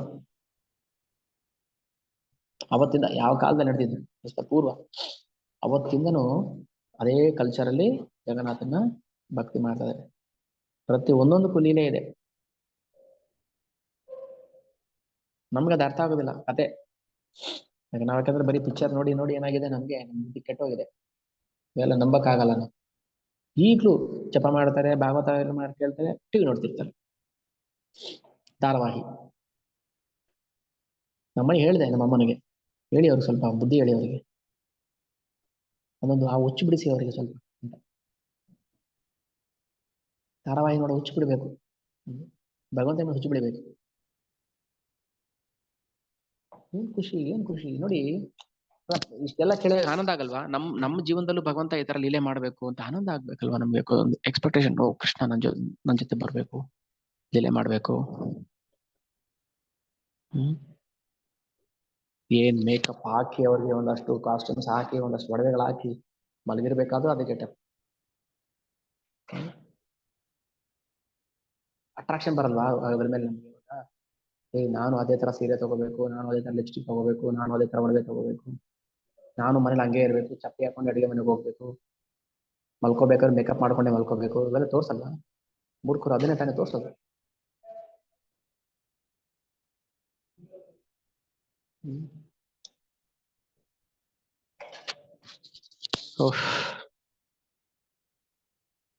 ಅದು ಯಾರು ಕಂಡಿಡ್ದ ಗೊತ್ತಿಲ್ಲಪ್ಪ ಟಿವಿನ.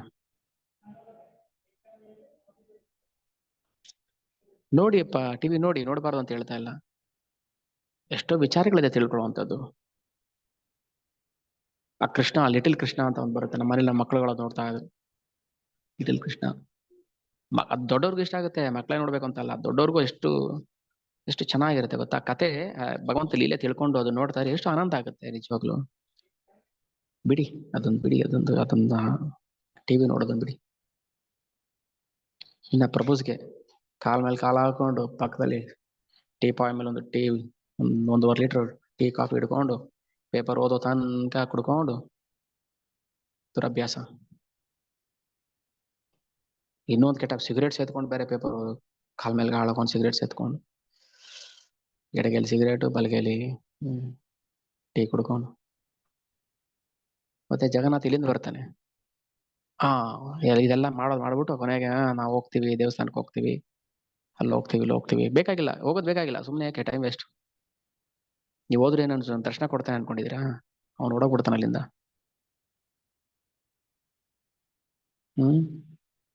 ಭಗವಂತ ಭಕ್ತರಿಗೆ ಮಾತ್ರ ಕಾಣಿಸ್ತಾನೆ, ಭಕ್ತರಿಗೆ ಮಾತ್ರ ಅನುಗ್ರಹ ಮಾಡ್ತಾನೆ, ಅಭಕ್ತರಿಗೆಲ್ಲ ಮಾಡೋದಿಲ್ಲ.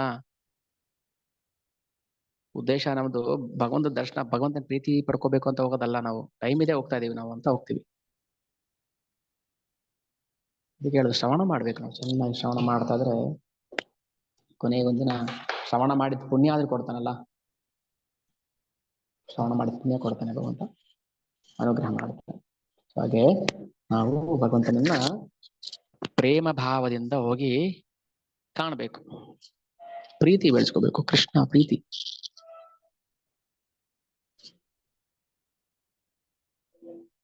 ಬರ್ಬೇಕು ಪ್ರೀತಿ ನಮಗೆ ಒಳಗಿಂದ ಜಾಗೃತಿ ಆಗ್ಬೇಕು. ಇಲ್ಲಿ ಉದ್ದೇಶ ಅಷ್ಟೇನೆ, ಭಗವಂತ ನಾನು ಎಲ್ಲರ ಭಗವಂತ, ಎಲ್ಲರ ದೇವರು ಅಂತ ತೋರಿಸ್ಬೇಕಾಗಿತ್ತು. ಅದಕ್ಕೋಸ್ಕರ ಏನ್ ಮಾಡ್ತಾನೆ, ಭಕ್ತನಾಗಿದ್ರು ಕೂಡ ಅವನಿಗೆ ಒಂದು ಕೆಟ್ಟ ಕಾಯಿಲೆ ಕೊಡ್ತಾನೆ, ತಪ್ಪಿನ ಅರಿವು ಮಾಡ್ಸೋಕ್ಕೋಸ್ಕರ ಕೊಡ್ತಾನೆ. ಅರಿವಾದ ತಕ್ಷಣ ಬಿಟ್ಬಿಡ್ತಾನೆ, ಓಕೆ ಆಯ್ತು ಕ್ಷಮಿಸಿದ್ದೀನಿ ಹೋಗು.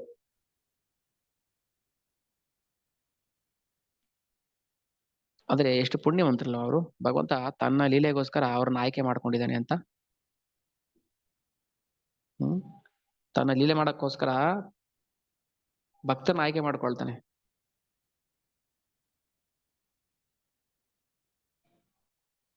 ನಮ್ಗೆಲ್ಲಿ ಸಿಗುತ್ತೆ ಆ ಭಾಗ್ಯ? ನಮ್ಮನ್ನ ಭಗವಂತ ಲೀಲೆ ಮಾಡಕ್ ಆಯ್ಕೆನೆ ಮಾಡ್ಕೊಳೋದಿಲ್ವಲ್ಲ. ಸೈಡ್ ಆಕ್ಟಿಂಗ್, ಓ ಜಗನ್ನಾಥ ಎಲ್ಲೋ ಒಂದ್ ಕಡೆ ಸೈಡ್ ಆಕ್ಟಿಂಗ್ ಮಾಡ್ತೀನಿ ನಿನ್ನ ಲೀಲೆಯಲ್ಲಿ. ಇಲ್ಲ ಇಲ್ಲ ಇಲ್ಲ, ಕ್ವಾಲಿಫೈಡ್ ಅಲ್ಲ ನೀನು, ಸಾಕಾಗ್ತಾ ಇಲ್ಲ ನಾನು ಏನ್ ಮಾಡ್ತಾರೆ ಭಕ್ತಿ, ನೋಡೋಣ ಮುಂದೆ ಒಂದಿನ ಅಂತ ಹೇಳ್ತಾನೆ ಅಷ್ಟೇ. ಅದಕ್ಕೆ ನಾವ್ ಯಾವಾಗ ಗೋಲೋಕಕ್ಕೆ ಹೋಗ್ಬೇಕು ಅನ್ನೋ ಆಸೆ ಬೆಳೆಸ್ಕೊಳ್ತೀವಿ, ಅಲ್ಲಿ ಕೃಷ್ಣ ಸೈಡ್ ಆಕ್ಟಿಂಗು, ಇಲ್ಲಿ ಭಕ್ತರೇ ಮೈನ್ ರೋಲ್. ಅಪ್ಪನ ರೋಲು, ಅಮ್ಮನ ರೋಲು, ಅಣ್ಣನ ರೋಲು, ದೊಡ್ಡ ದೊಡ್ಡ ರೋಲ್ ಎಲ್ಲ ಭಕ್ತರಿಗೆ. ನಾನು ಸಣ್ಣ ಹುಡುಗ, ಗೋಪ ಬಾಲಕ, ಗೊಲ್ಲ ಹುಡುಗ, ದನ ಕಾಯೋದು, ದನ ಮೇಯ್ಸಕ್ ಹೋಗೋದು, ಇದೆಲ್ಲ ಸಣ್ಣ ರೋಲ್ ಕೃಷ್ಣ ಮಾಡ್ತಾನೆ. ದೊಡ್ಡ ಅಪ್ಪ, ನಾನು ಯಾರು ಗೊತ್ತಾ, ಕೃಷ್ಣನಿಗೆ ಅಪ್ಪ, ನಾನು ಕೃಷ್ಣನಿಗೆ ಅಮ್ಮ. ದೊಡ್ಡ ರೋಲ್ಸ್ ಎಲ್ಲ ಭಕ್ತರಿಗೆ, ಸಣ್ಣ ಕೃಷ್ಣ. ಇಲ್ಲ ಇವಾಗ ಕೃಷ್ಣ ಒಂದ್ ಸಣ್ಣ ಸ್ಮಾಲ್ ರೋಲು, ಆ ಏನೋ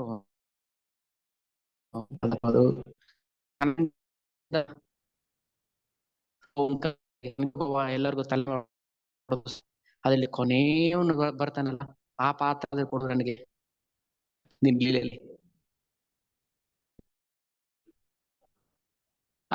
ಅದು ಲೀಸ್ಟ್ ರೋಲ್. ಕೃಷ್ಣನ ಪಾತ್ರದಲ್ಲಿ ಲೀಲೆಯಲ್ಲಿ ನಮ್ಗೆ ಆ ಒನಕೆ ಒಬ್ಬ ಕಿಂಡಿ ಒಳಗಿನಿಂದ ಬರ್ತಿರ್ತಾರಲ್ಲ 50 ಜನ, ಅಲ್ಲಿ ಕೊನೆ 50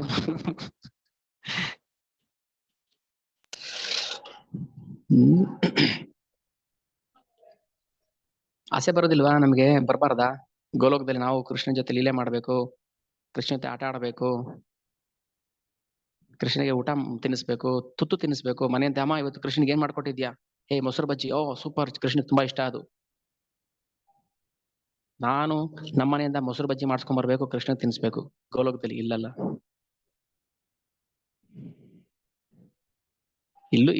ಇಲ್ಲೂ ಬೇಕು, ಇಲ್ಲೂ ಹೌದು. ಬಟ್ ಅಲ್ಟಿಮೇಟ್ ಆಸೆ, ಕೊನೆಯ ಆಸೆ ಅಲ್ಲಿ.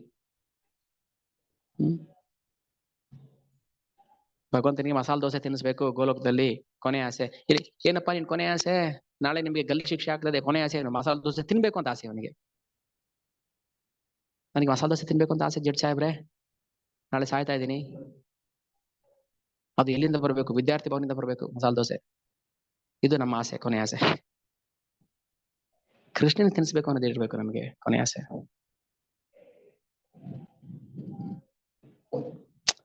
ನನ್ಗೆ ಇನ್ನೇನಿಲ್ಲ, ಅದೊಂದು ಆಸೆ ಇದೆ. ನನ್ಗೆ ಇನ್ನೇನಿಲ್ವಂತೆ, ಅದೊಂದು ಆಸೆ ಇದೆ. ಸುಳ್ಳು, ದೊಡ್ಡ ಬ್ಲಂಡರ್.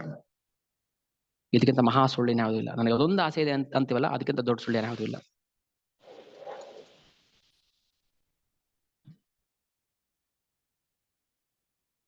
ನಿಜ, ಒಂದೇ ಆಸೆ ಬೆಳೆಸ್ಕೋಬೇಕು, ಭಗವಂತನ ಸೇವೆ ಮಾಡ್ಬೇಕು. ಯಾವ್ದೋ ಫಾರಿನ್ ಫಂಡ್ ಅಲ್ಲಿ ನಾವು ಎಂಜಾಯ್ ಮಾಡಬಾರ್ದು. ಭಿಕ್ಷೆ ಎತ್ತಬೇಕು ಕೃಷ್ಣಗೋಸ್ಕರ. ಇವಾಗ ಭಿಕ್ಷೆ ಎತ್ತಬೇಕು ಇವಾಗ. ನೋಡಿ, ಕೃಷ್ಣಗೋಸ್ಕರ ಭಿಕ್ಷೆ ಎತ್ತಿ, ಕೃಷ್ಣ ಖುಷಿ ಆಗುತ್ತೆ. ಜನ್ಮಾಷ್ಟಮಿ ಬರ್ತಾ ಇದೆ, ಹೋಗಿ ಮನೆಗೆ ಹೋಗಿ ಭಿಕ್ಷೆ ಎತ್ತಿ. ನಿಮ್ ಸೆಂಟರ್ಗೆ ನೀವು ಲಕ್ಷ್ಮೀ ಸೇವೆ ಮಾಡಿ. ಏನೇನ್ ಮಾಡ್ತೀರಾ ನಿಮ್ ಸೆಂಟರ್ಗಳಿಗೆ, ನಿಮ್ ಟೆಂಪಲ್ಗೆ ನೀವು ನಿಯರೆಸ್ಟ್. ನಿಮ್ ಟೆಂಪಲ್ ಅಂದ್ರೆ ನಮ್ ಟೆಂಪಲ್ ನಿಮ್ ಟೆಂಪಲ್ ಹೇಳ್ತಾ ಇಲ್ಲ, ನಿಮ್ಮ ನಿಯರೆಸ್ಟ್ ನೀವು ಯಾವ ಟೆಂಪಲ್ ನೀವು ಅಸೋಸಿಯೇಟ್ ಆಗಿರ್ತೀರಾ, ಯಾವ ಸೆಂಟರ್ ನೀವು ಇರ್ತೀರಾ, ಆ ಸೆಂಟರ್ ನೀವು ಸೇವೆ ಮಾಡಿ, ಭಿಕ್ಷೆ ಎತ್ತಿ. ನೋಡ್ದಾ, ನಾವು ಭಿಕ್ಷೆ ಎತ್ತಿಸ್ತೀವಿ. ಎತ್ತಬೇಕು ಇವಾಗ ಪ್ರತಿಯೊಬ್ಬರು. ಅರೆ ಯಾವ್ದು ನಿಮ್ಮ ಮಗನಿಗೆ ಯಾವ್ದೋ ಒಂದು ನವೋದಯ ಸ್ಕೂಲ್ ಬೇಕು, ಅಡ್ಮಿಷನ್ ಬೇಕು, ಡಬ್ಬಾ ಕಾಲೇಜಲ್ಲಿ ಸೀಟ್ ಬೇಕು ಅಂತ ಕಾಲಿಡಿಯಲ್ವಾ? MLA ಸಾಹೇಬ್ರೆ, ನಿಮ್ ಕಾಲೆಲ್ಲ ಇದು ಕೈ ಹಿಡ್ಕೊಳ್ತೀನಿ, ನಮ್ಮ ಮಗನಿಗೊಂದು ಸೀಟ್ ಕೊಡ್ಸಿ ಅಂತ ಹಿಡಿಯಲ್ವಾ? ಹಿಡೀರಿ ಇವಾಗ. ಓ ಸರ್, ನಾವು ಜನ್ಮಾಷ್ಟಮಿ ಮಾಡ್ತಾ ಇದೀವಿ, ಏನಾದ್ರು ಸ್ವಲ್ಪ ಲಕ್ಷ್ಮೀ ಸೇವೆ ಪ್ಲೀಸ್, ನಿಮ್ ಕಾಲು ಹಿಡ್ಕೊಳ್ತೀವಿ, ನಿಮ್ ಪುಣ್ಯ ಬರುತ್ತೆ ಹೇಳಿ. ಬೆಗ್ ಮಾಡಿ ಕೃಷ್ಣನ್ಗೋಸ್ಕರ. ಕೃಷ್ಣ ಬೆಗ್ ಮಾಡಿಲ್ವಾ? ಕೃಷ್ಣ ಬೆಗ್ಗಾರ ಆಗ್ಲಿಲ್ವಾ? ಶ್ರೇಯಾ ಚಂಡಳಿ ಮನೆಗೆ ಹೋಗ್ಲಿಲ್ವಾ? ಮತ್ತೆ ಜಗನ್ನಾಥ ಅವನೇ ಭಿಕ್ಷೆ ಬೇಡ್ತಾನೆ, ನಾವ್ ಯಾವ ನಾಥ? ಇದು ಈ ಭಾವ ಬೆಳೆಸ್ಕೋಬೇಕಷ್ಟೇ. ಯಾರ್ಯಾರಿಗೋಸ್ಕರ ಕಾಲಿಗೆ ಬೀಳ್ತೀವಿ, ಕೈಗೆ ಬೀಳ್ತೀವಿ, ಅಮ್ಮ ಅಪ್ಪ ಅಂತೀವಿ. ಭಗವಂತನಿಗೋಸ್ಕರ ಏನು ಅನ್ನಲ್ವಲ್ಲ. ಓಕೆ, ಭಗವಂತನಿಗೋಸ್ಕರ ಬೇರೆಯವ್ರ ಕಾಲು ಹಿಡಿಯೋದು ಬೇಕಾಗಿಲ್ಲ, ನೀವು ಭಗವಂತನ ಕಾಲು ಹಿಡೀರಿ. ಇಲ್ಲ ಅದು ಆಗಲ್ಲ. ಮತ್ತೆ ಇದು ಸತ್ಯ, ಇದು ವಾಸ್ತವಾಂಶ ಅಷ್ಟೇ. ಏನೋ ಹೇಳ್ತಾ ಇಲ್ಲ, ಭಗವಂತ ಲೀಲೆ ಮಾಡಿರೋದೇ ಹೇಳ್ತಾ ಇರೋದು. ಓಕೆನಾ, ಇಲ್ಲಿ ಸ್ಟಾಪ್ ಮಾಡೋಣ. Thank you. ಹರೇ ಕೃಷ್ಣ.